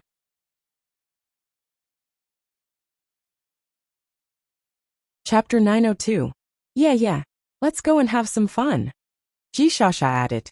When Ling Yichen heard that, he immediately turned to ask Yun Jian and Zhang Xiaofeng. Are you guys coming? Actually, when Ling Yichen looked at Yun Jian and Zhang Xiaofeng, he looked like he was asking for help. He actually didn't want to go with Ji Shasha, but her tone made it sound like he didn't dare to go if he didn't go. Ling Yichen admitted that he was a person who cared a lot about his reputation. Hence, based on this point alone, Ling Yichen had to go. He was a man. Who was he afraid of? Wasn't it just an ex-girlfriend? Wasn't it he who dumped her back then?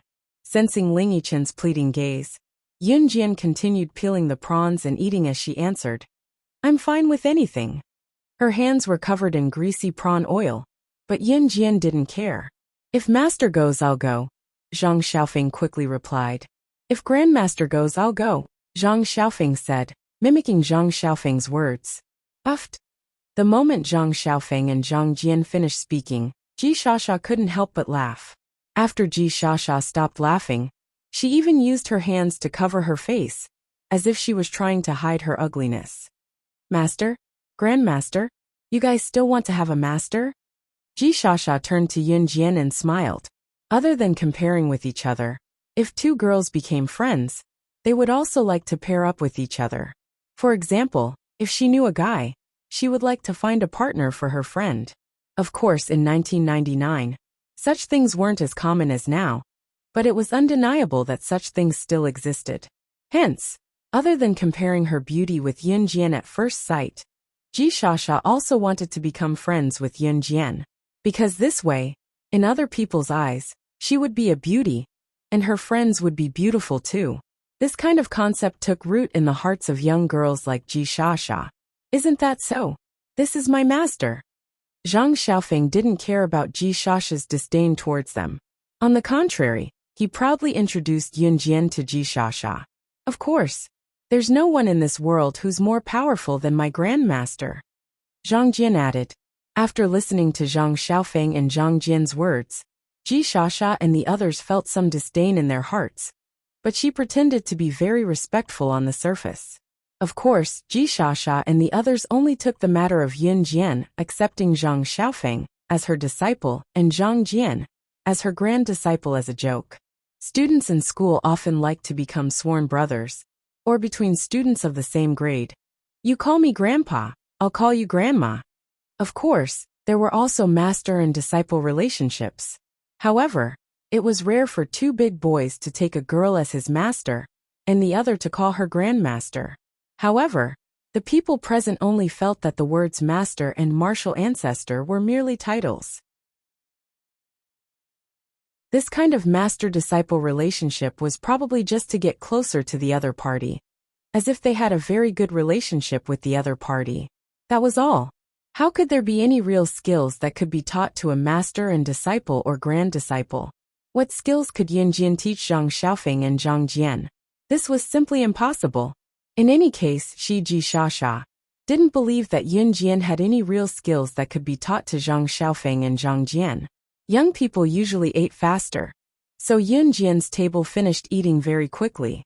Of course, the other tables didn't eat so quickly, especially the adults led by Chen Jinchuan. Other than eating, they had more important things to do, which was to chat about business.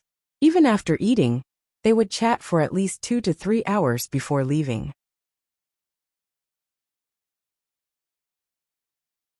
Chapter 903. Right after dinner, Ji Shasha took the lead and asked Ling Yichen to bring along Yun Jian, Zhang Xiaofeng, and the other two to go shopping. Chen Xinyi had just recovered from her illness. She had just been saved not too long ago. So of course, she could not run around as if nothing had happened to her. To be honest, Chen Xinyi was still under observation.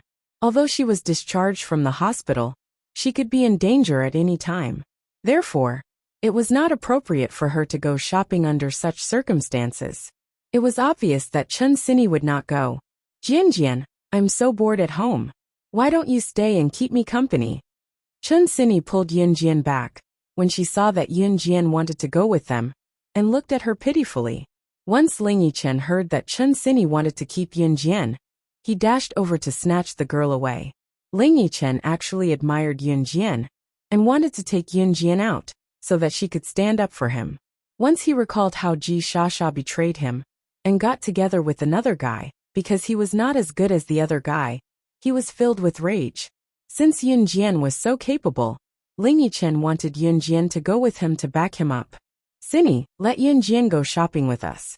Haha, I'll bring you candied haws when I come back. Ling Yichen tempted Chun Sini with delicious food. TSK, I don't want to.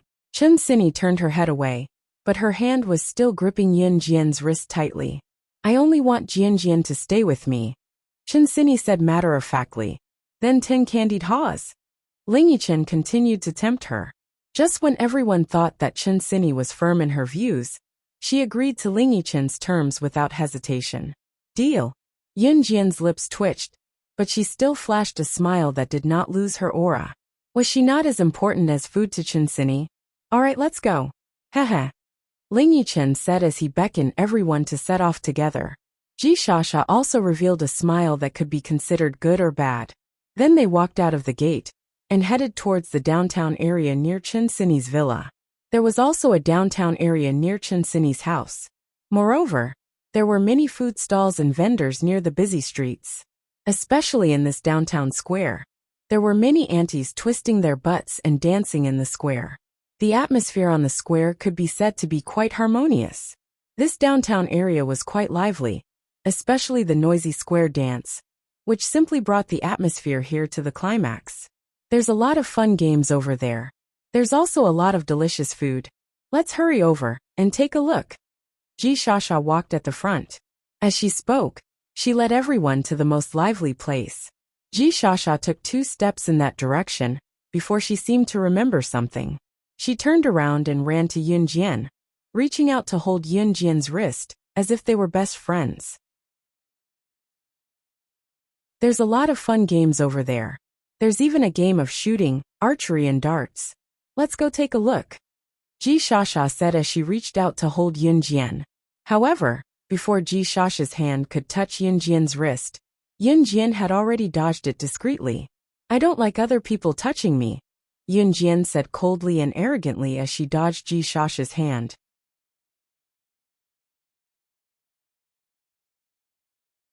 Chapter 904.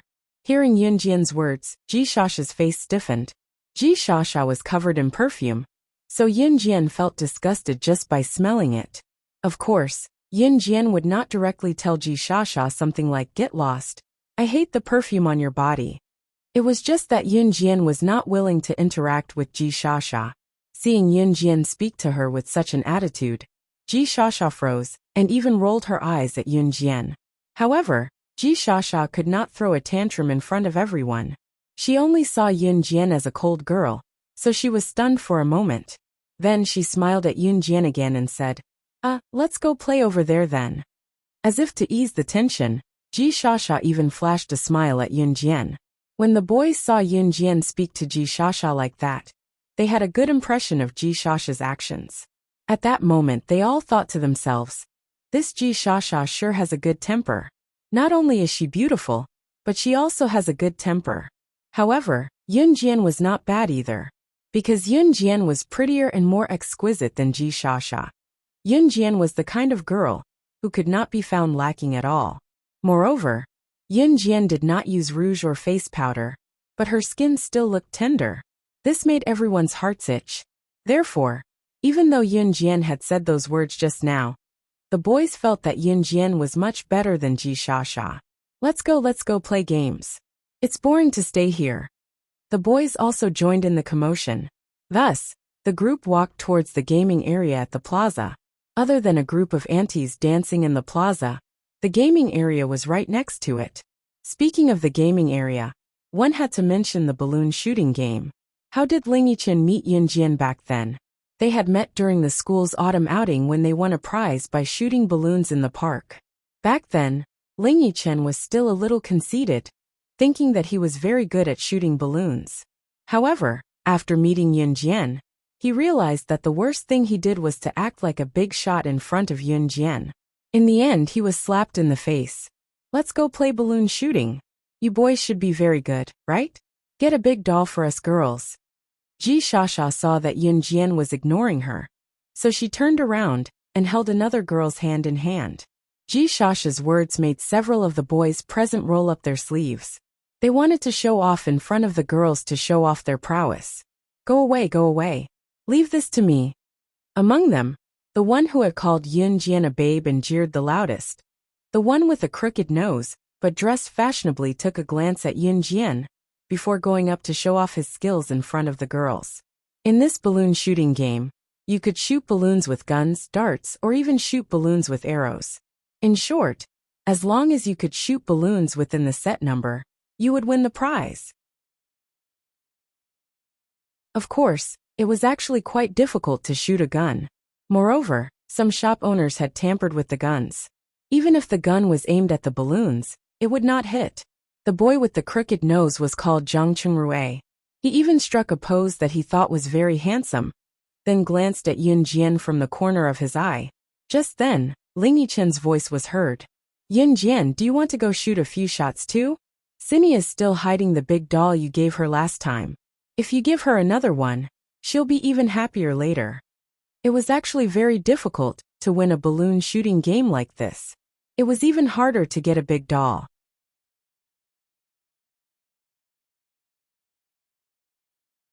Chapter 905. Zhang Chungrui had just raised the toy gun in his hand. He wanted to show off his skills in front of the girls by holding the toy gun and aiming at the balloons. Then, he heard Ling Yichen say that Yun Jian had hit a big doll before. When they heard that Yun Jian had hit a big doll before, everyone present was slightly stunned. Since the shop owner relied on this to make money, then the game he set up must be difficult. In other words, it was basically impossible to hit all the balloons and win the big doll.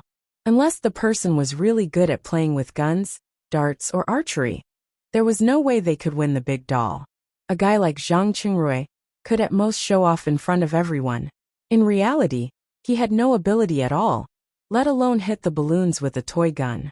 Even if he was given 100 chances, he might not be able to hit the big doll.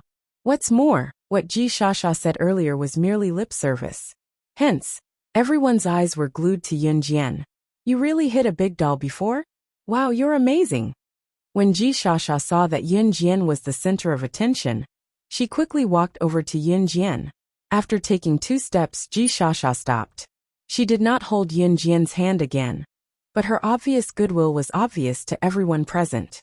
Ha, what a hypocrite. When he saw Ji Shasha walk over to Yun Jian, Zhang Xiaofeng obviously snorted. However, Zhang Xiaofeng did not make it too obvious. Ji Shasha did not hear Zhang Xiaofeng's snort at all. She was still standing beside Yun Jian, feeling everyone's attention. Ji Shasha stood beside Yun Jian, wanting to mislead everyone into thinking that she was very close to Yun Jian. This way, all the gazes that were sizing up Yun Jian would shift to her. Seeing that Yun Jian was ignoring her, Ji Shasha did not change her mind. She continued to shout at Yun Jian. Since you're so good, can you give me a big doll? I really like that big teddy bear over there. Can you bring it down for me? Ji Shasha was still pretending that she was very close to Yun Jian, but at this moment, she felt more and more eyes on her. Therefore, Ji Shasha was rather pleased with herself. Not interested. Yun Jian directly rejected Ji Shasha's pleas. She didn't even look at Ji Shasha. Ji Shasha was filled with resentment toward Yun Jian for that. She actually ignored her words again and again. Who did she think she was? Ji Shasha was so angry that she almost exploded on the spot. But for the sake of her image, she held back. Just when the atmosphere was at its peak, Ling Yichen's voice was heard again. I heard from Cindy last time that she wanted a big teddy bear. She can pair it up with the big rabbit from last time.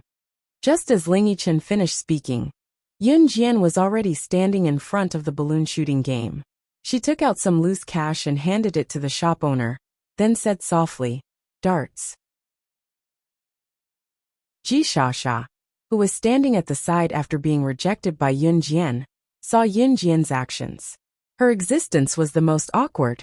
Just now, when she wanted Yun Jian to beat up a teddy bear for her, Yun Jian directly told her that she wasn't interested. In the end, when Ling Yichen said that Chun Sini wanted it, Yun Jian went to pay for it without another word. Whether Yun Jian could win the teddy bear or not, Ji Shasha felt that she had formed a grudge with Yun Jian.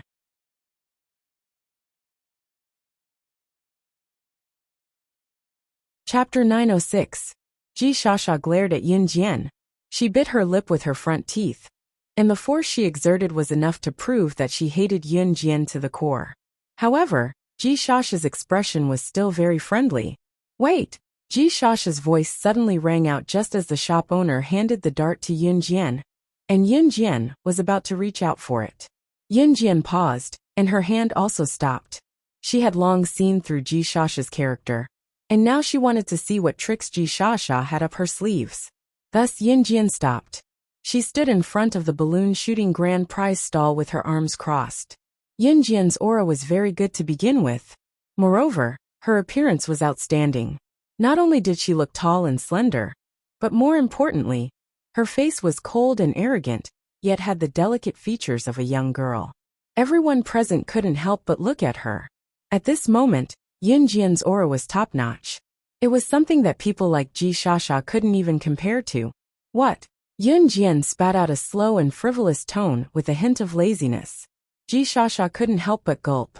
However, she continued to show her signature smile and said, Zhang Chungrui, aren't you pretty good at shooting, darts and archery?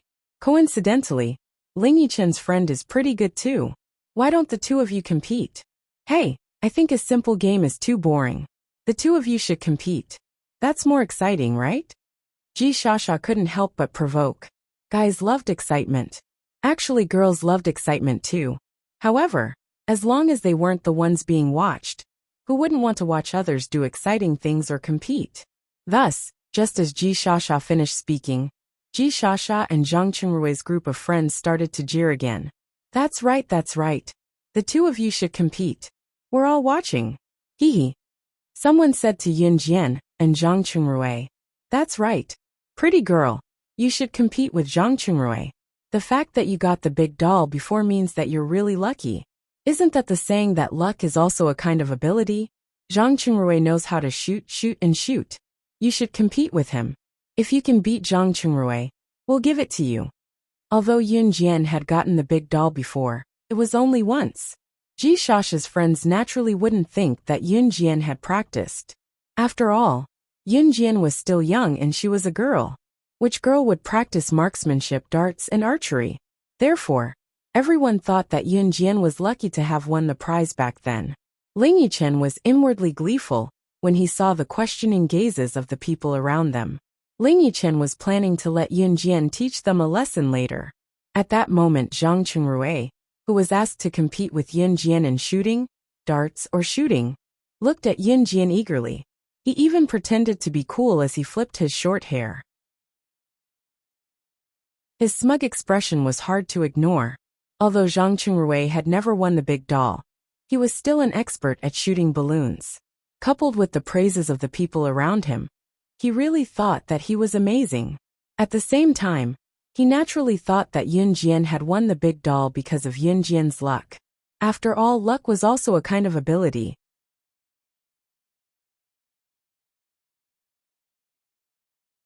Chapter 907. Zhang Chungrui said this with a confident tone, as if he was really invincible. Oh, when the surrounding people heard Zhang Chungrui's indirect confession, they all cheered. Hey, hey, hey, for a moment. Young people liked to jeer. And of course Ji Shasha's group of friends were the same. What's more, some students in the school liked to do the most was to pair up. When they were paired up, they liked to act as matchmakers and help others get paired up. Zhang Chungrui, don't tell me you liked the girl from the first time you saw her. You were just trying to hit on her. After a boy finished jeering, he started to tease Zhang Chungrui. Boys like to kick up a fuss, especially when a boy confessed to a girl. If there were friends standing around, then his friends would definitely exaggerate and kick up a fuss. Although Zhang Chungrui had just gotten to know Yun Jian, and it was considered a bet, everyone was observant and could tell that Zhang Chungrui was interested in Yun Jian at first glance. If you ask me, Zhang Qingrui is such an outstanding person. He's not bad looking, and has a good family background. Pretty girl, I think you should just say yes to him. Say yes to him, and we can hang out together in the future. Isn't that great, right? Haha. Another guy spoke up for Zhang Qingrui.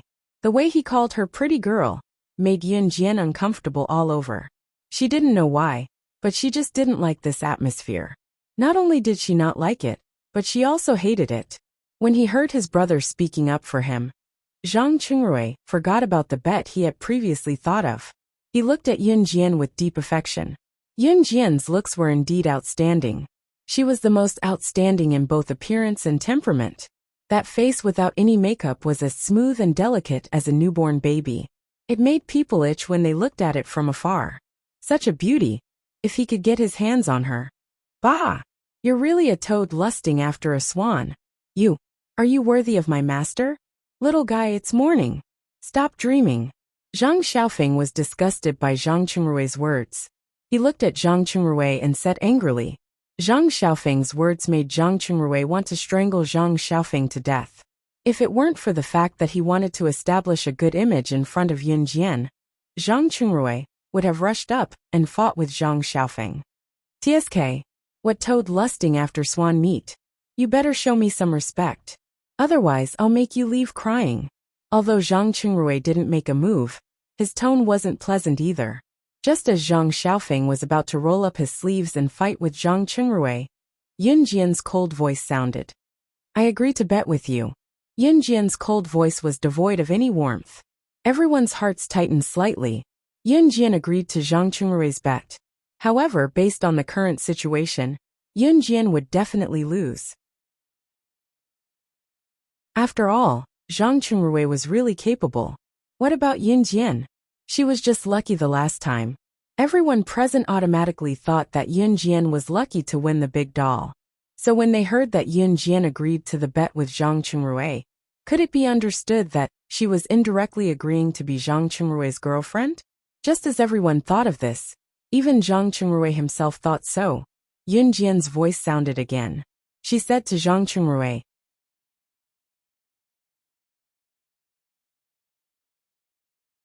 Chapter 908.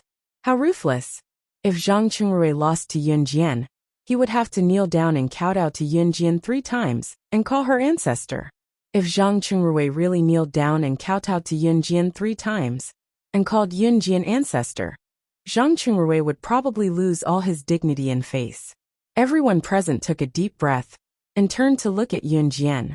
Yun Jian's words were something that no one present expected. Even Ling Yichen, Zhang Xiaofeng, and Zhang Jian, who were watching the show from the side, were slightly shocked. Not only did Yun Jian agree to the bet, but she also wanted Zhang Qingrui to kowtow to her 3 times if she won? Wasn't this a little too ruthless? However, before anyone could think about it, Yun Jian's words came again. She said to Zhang Qingrui in a provocative tone, How about it? Do you dare to bet with me? Yun Jian's tone sounded as if everything was under her control. It was as if Zhang Qingrui was bound to lose. At that moment, even Zhang Qingrui couldn't help but take a deep breath. After he calmed down, he remained silent for a while. If he went back on his word and didn't bet with Yun Jian, it would destroy the masculinity that he had just built up. For a moment, Zhang Qingrui really didn't know how to choose. Heh, that's all you have. Yun Jian scoffed and said softly. Yun Jian's mocking words directly provoked Zhang Qingrui's morale. If Zhang Qingrui did have the intention to give up on the bet with Yun Jian, then at that moment, Zhang Qingrui was completely instigated by Yun Jian. Why wouldn't I dare to bet? Zhang Qingrui said loudly. After a pause, he continued to look at Yun Jian from head to toe and said, Little beauty, you said it yourself. If you lose, you have to be my girlfriend. You can't go back on your word. Zhang Qingrui looked at Yun Jian with an evil gaze, which made Yun Jian very unhappy. Yun Jian didn't say whether she agreed or not. She continued to urge, Do you want to go first or should I? Of course I'll go first. Zhang Qingrui pretended to be a man and stretched out his arms to show off his muscles. But in fact, he didn't have any muscles at all. As he spoke, Zhang Qingrui had already arrived in front of the balloon shooting game stall, under the cheers of the boys. Then let's compete in darts? Zhang Qingrui saw Yin Jian holding darts in her hand, so he smiled slyly. She had heard from Ling Yichen that Yin Jian had gotten a big doll from shooting. Now that they were competing in darts, Yin Jian wouldn't know how to do it, would she? When he thought about how he only needed to pop a few more balloons than Yin Jian to be able to have the beauty in his arms, Zhang Qingrui felt his body become restless. Good luck, you guys. Ji Shasha, who was standing far away, smiled, but she had other thoughts in her mind. Good luck, good luck. Master, you can do it. Zhang Xiaofeng shouted, not to be outdone. Grandmaster, you can do it. You're the best. Hee, let him see your amazing skills. Zhang Jian also followed up with a shout. Bang! At that moment, Zhang Qingrui had already popped the first balloon with the first dart in his hand. Zhang Qingrui broke out in cold sweat when he popped the first balloon, but he still looked at Yin Jian very proudly. His gaze was as if he was gloating that he had popped the first balloon, as if he would definitely win.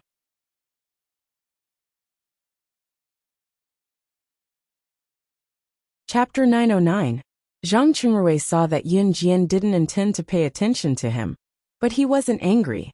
Instead, he put on an expression that said, just wait and see. Then he took the dart and threw it again with full concentration. Bang!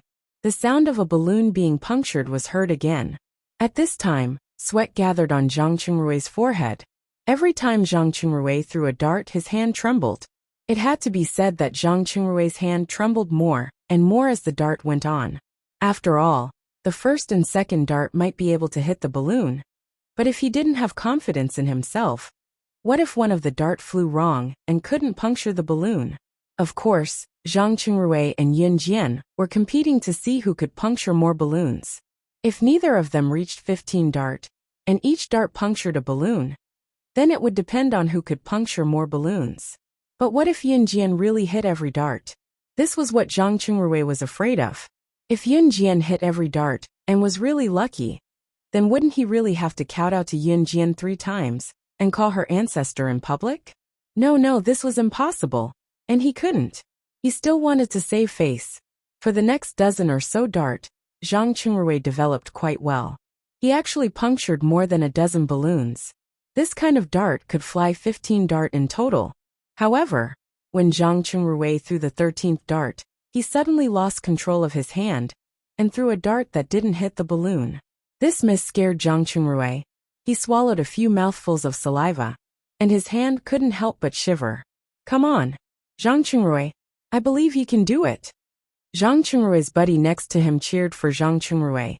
Zhang Qingrui tried to calm down after being cheered by his buddy. After calming down, Zhang Qingrui took 2 deep breaths, and then he threw the last 2 dart in succession. Bang bang! The 2 dart punctured the balloon, and made the sound of the balloon being punctured. Phew! Zhang Qingrui breathed a sigh of relief. Then he stretched out his hand and swung it. Only then did he look at Yin Jian. Little beauty, it's your turn. Zhang Qingrui teased. There were a total of 15 darts, and he hit 14 of them. That was to say, he had punctured 14 balloons, and only 1 balloon had not been hit. This kind of result should be considered to be in the upper echelons of the number of people who won the balloon shooting game. Right? Zhang Qingrui, you're amazing. Too powerful. Ji Shasha couldn't help but speak first. As she spoke, Ji Shasha looked at Ling Yichen provocatively. Actually, Ji Shasha was competing with Ling Yichen.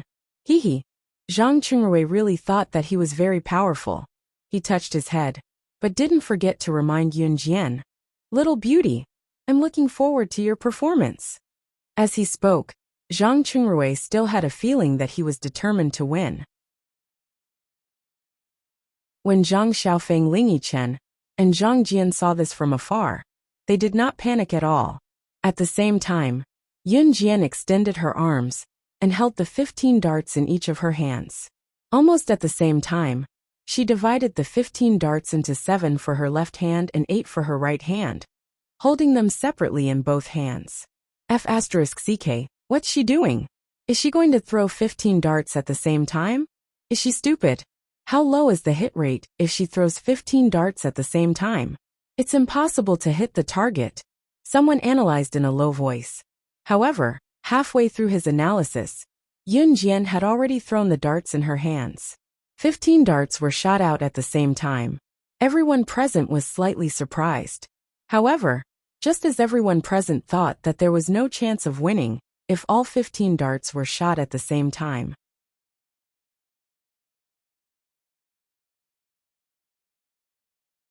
Chapter 9:10. 15 darts flew out from Yun Jian's hands. She threw the darts with both hands at the same time. The 15 darts were like a curved arc as they flew out at the same time. Not long after, a piercing sound was heard. 15 darts flew out at once. Everyone present widened their eyes and looked at the scene in front of them in disbelief. For a moment, the surroundings were extremely quiet. Other than the sound of the square dance march not far away, everyone who had witnessed the scene just now looked over in shock. To be precise, they were looking at Yun Jian. Zhang Chunrui was so shocked that he could not speak. He had long been shocked by the way Yun Jian threw the darts. He stuttered but could only say you in the end. Zhang Chunrui was stunned. Ji Shasha was even more dumbfounded. She originally wanted Yun Jian to lose, but she did not expect Yun Jian to win. Not only did she win, but she also threw all 15 darts and won in the shortest time possible. The 15 darts were held in both hands. How did Yun Jian manage to throw all the darts out at once? Most importantly, she was able to make each of the darts puncture the balloons. It had to be said that Yun Jian's move just now was too terrifying. It had completely overturned everyone's understanding. Even the shop owner was dumbfounded. The shop owner's mouth was still agape, and he looked like he could not react for a long time. She won just like that. Hee boss, she won. Shouldn't you give us the big bear doll? Ling Yichen went to the front and looked at the shop owner with a grin. He even reached out his hand to ask for it. Yun Jian had already paid for the balloons. Moreover, with so many people watching, the shop owner could not go back on his word. The shop owner took the big teddy bear from his stall and handed it to Ling Yichen in the end. Ji Shasha watched as Yun Jian really hit the big bear doll. Her face was full of envy. Then, Ji Shasha watched as Ling Yichen took the big bear doll and hugged it in his arms. Ji Shasha was extremely envious. Ling Yichen, can you give this big teddy bear to me? Ji Shasha shamelessly asked Ling Yichen for it. She did not care if the teddy bear belonged to Yun Jian. It was in Ling Yichen's hands anyway. Back then, when Ling Yichen and Ji Shasha were still a couple, he would buy everything for Ji Shasha and treated her extremely well. However, Ji Shasha ran away with another guy because she despised Ling Yichen for not being as good as the other guy. Ji Shasha thought that since they were boyfriend and girlfriend in the past, Ling Yichen would probably give the big teddy bear to her, right? F***ck get lost. Who wants to give it to you? It's Yun Jian's. Ling Yichen did not even look at Ji Shasha as he cursed. Ji Shasha was stunned. She had never heard Ling Yichen swear at her before. However, it was also at this moment that Yun Jian's voice rang out again. I've won. It's time for you to honor your words. Her words were directed at Zhang Chunrui. Zhang Chunrui suddenly remembered that he had promised Yun Jian. He immediately bit his lip. Hey, I was just joking just now. Little beauty, you were joking too, right? Hee, what kind of relationship do we have now? Let's just forget about what happened just now. Zhang Chunrui made up a bunch of nonsense. Yeah, we were just joking just now. Hee, I think we should just forget about it. Immediately, a guy stood up for Zhang Chunrui. Forget about it. Yun Jian frowned. If she was the one who lost today, Yun Jian was sure that Zhang Chunrui would force her to honor her words. You don't want to admit it? Yun Jian looked at Zhang Chunrui with a murderous glint in her eyes. Just as Zhang Chunrui was about to say something, he suddenly felt a voice in front of him. In the next second, he felt someone kick him from behind, and he fell to the ground with a thud.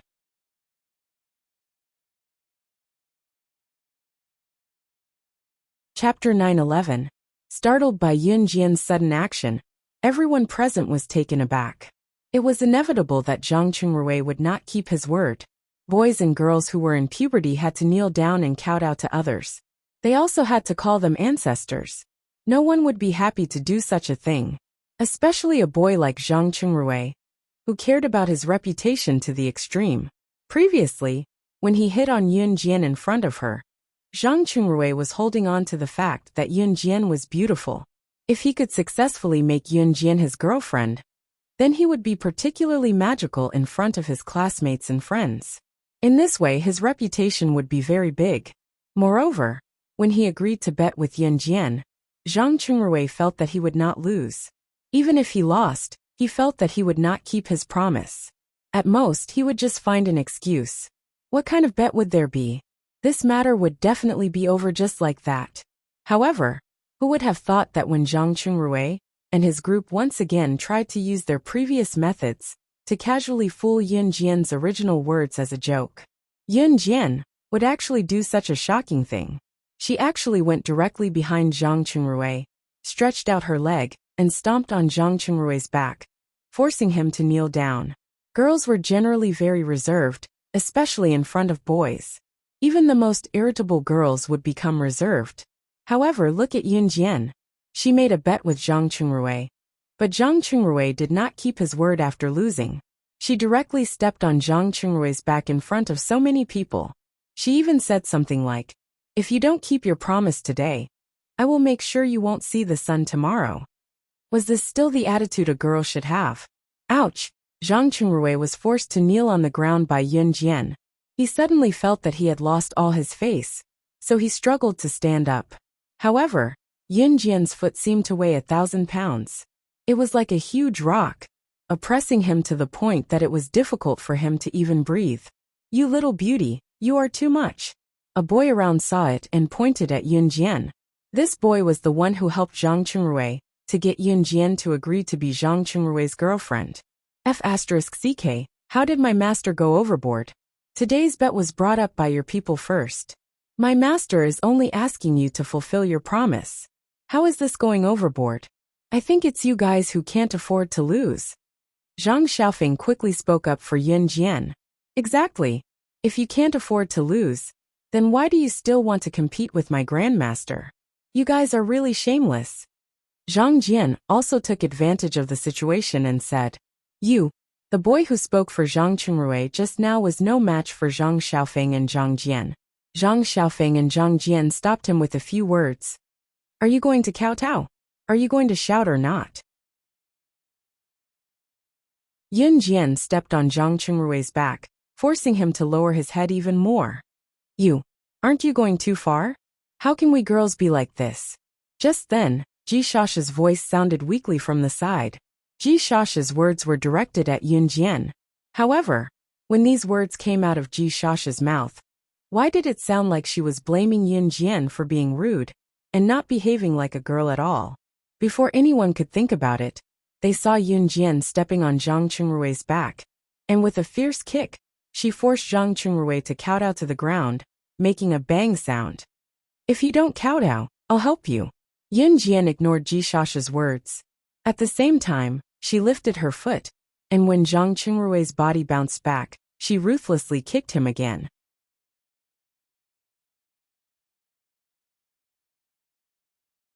Chapter 9:12. As Yun Jian spoke, she lifted her leg. Just as Zhang Qingrui's body was about to bounce back, she stomped down again. Just like that, Zhang Qingrui's head was knocked to the ground again and again. Each time, there was a loud thud. "It's fine if you don't shout, but I'll make you kowtow 1,000 times." Yun Jian laughed coldly. As she spoke, she used this repeated position to make Zhang Qingrui kowtow a few more times. 1,000 times? Wouldn't Zhang Qingrui's head be smashed? Everyone present couldn't help but suck in a deep breath.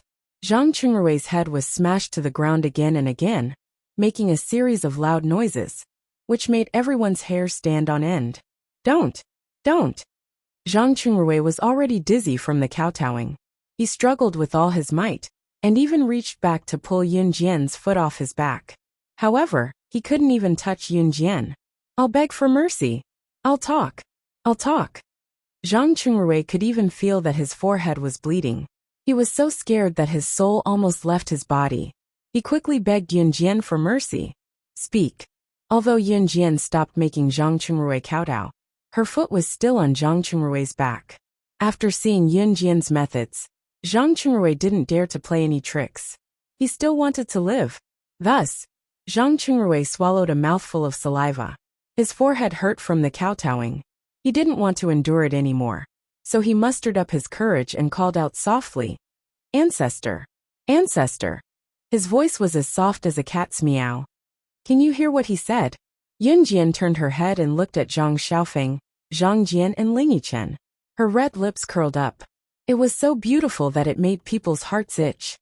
Ah, what did he say? Master, I can't hear him. Zhang Xiaofeng reached out to dig his ears.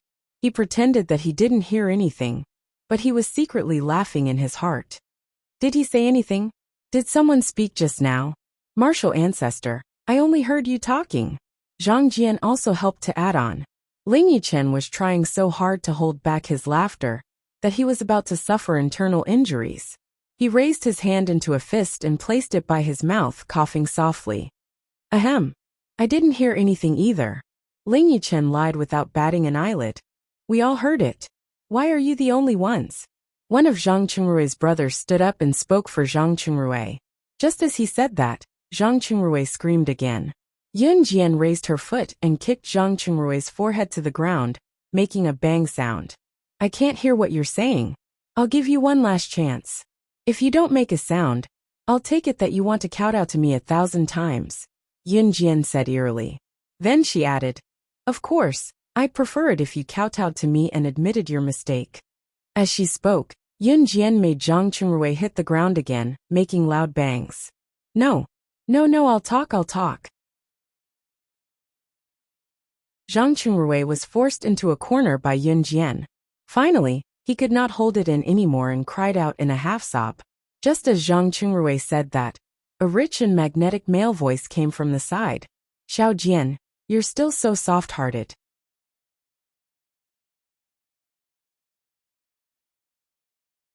Chapter 913. The moment they saw the man, all the girls' hearts began to race. They saw Ce slowly walking towards them. His steps were steady, but they were mesmerizing. Ji Shasha, who stood where she was, watched as Ce appeared, and made his way to her slowly. She felt as if her heart was about to melt, as if she had found her first love.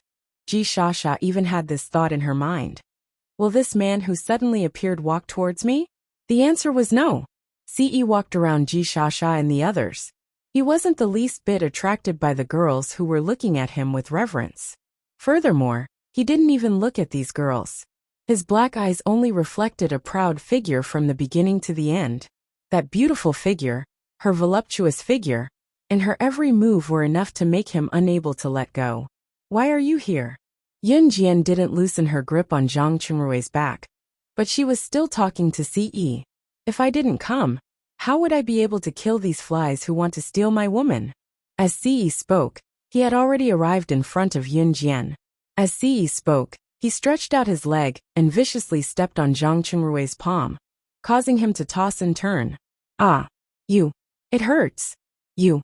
Zhang Chunrui had already planned to call Yun Jian ancestor, in exchange for not being tortured. However, he never expected that Ce would suddenly appear after Yun Jian agreed to let go. Ce didn't care who he was. He walked over and stepped on the back of Zhang Chunrui's palm without saying a word. The piercing pain caused Zhang Chunrui to curl up into a ball. Ancestor, I'm calling you ancestor. Please let me go, please let me go. Zhang Chunrui was in so much pain that he broke out in cold sweat. At the same time, he couldn't stop himself from shouting. At this moment, he was calling out ancestor quite smoothly. Now that Yun Jian had achieved her goal, she let go of his foot. In spite of it, Ce refused to budge even when Yun Jian had stopped. Ce stepped on the back of Zhang Chunrui's hand, a hint of disgust appearing on his handsome face. You can prepare to die now. Ce was no doubt more ruthless than Yun Jian. If one were to ask why, it was because Yun Jian had more concerns than Ce. Yun Jian's family in Longmen City was a family. This kinship was not easy to come by. It was something Yun Jian had yearned for 2 lifetimes. Ce had no qualms at all, so it was fine when he did not make a move, but once he did, he was going to kill his opponent. It was just that for Yun Jian, Ce held himself back. However, it didn't mean that he would let these people who wanted to steal his woman. Ji Shasha was envious from afar. Why did such a handsome guy appear out of nowhere and turn out to be Yun Jian's man? Why? As Ji Shasha pondered, she plucked up her courage and took 2 steps toward Ce. Hey handsome, he's my friend. Can you let him go? Ji Shasha winked at Ce as she spoke. Ji Shasha was rather confident in her looks and did not think that she was worse than Yun Jian. It was her first time seeing someone as handsome as Ce. Ji Shasha's eyes were glued to him, and she could not think of anything else. Ji Shasha was indignant when Ce ignored her. She reached out to touch Ce and said, "Handsome, do me a favor."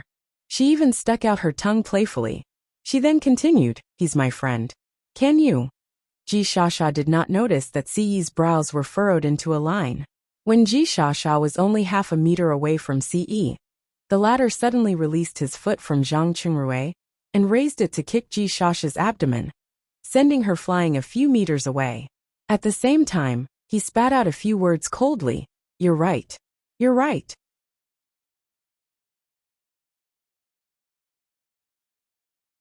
Chapter 9:14.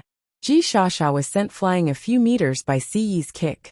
The moment she was kicked in the abdomen, Ji Shasha felt like she was about to throw up her breakfast. Within a few seconds, Ji Shasha was heavily smashed to the ground. Her body trembled twice, and then there was no sound. Really? Someone was going to be beaten to death? That was the only thought in everyone's mind at this moment. Ah, pain, pain, pain. I was wrong. I'm not human. I was wrong. Please let me go. I didn't know she was your woman. I won't dare to do it again. Please. Zhang Qingrui's begging voice sounded again. However, Ce had already stepped on the back of Zhang Qingrui's hand. Kacha! Kacha! The sound of Zhang Qingrui's finger joints breaking could be heard. In the next second, Zhang Qingrui fainted from the pain. It was only then that Ce retracted his leg.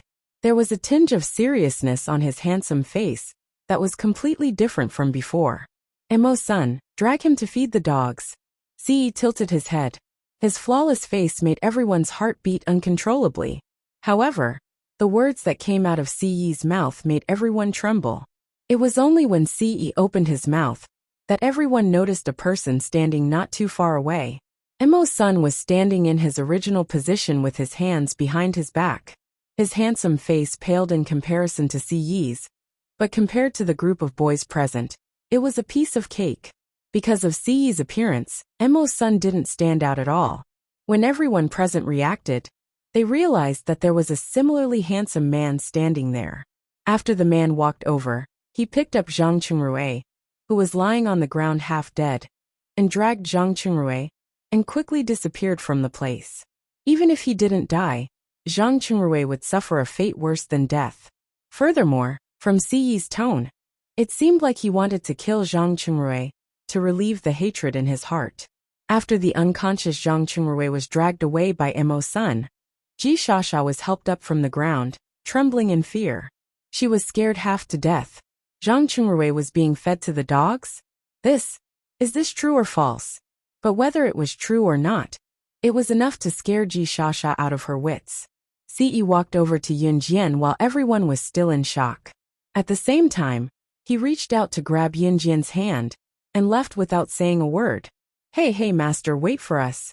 Zhang Xiaofeng saw that Yun Jian had been pulled away by Ce, so he hurriedly followed them. Unexpectedly, Ce turned her head and gave him a cold look. His eyes seemed to say that if Zhang Xiaofeng dared to follow him, Ce would chop him into pieces. Under Ce's gaze, Zhang Xiaofeng felt his scalp go numb. He trembled violently and finally swallowed a mouthful of saliva. He even slapped his lips and said, "I think we should just stand here." That's good. Zhang Xiaofeng's reaction made Zhang Jian and Ling Yichen not dare to follow them. Thus, the three of them stood there and waited for Yun Jian to return. Yun Jian wouldn't leave by herself, and Ce wouldn't leave directly with her either. Thus, Zhang Xiaofeng and the other two continued to wait in place. Ce pulled Yun Jian and disappeared from everyone's sight. However, he only pulled Yun Jian into a small thicket. The moment they entered the thicket, He reached out and hugged Yunjian. That magnetic male voice with a hint of breathlessness came from above. You're tuning in to the Li Mei's Wuxia Whispers YouTube channel. We're so grateful for your support. And don't forget to subscribe to join us on this incredible journey through captivating stories. Your generosity through donations truly makes a world of difference, as it's the primary source of revenue that allows me to expand and enhance this channel for you. Thank you from the bottom of my heart for being a part of this adventure.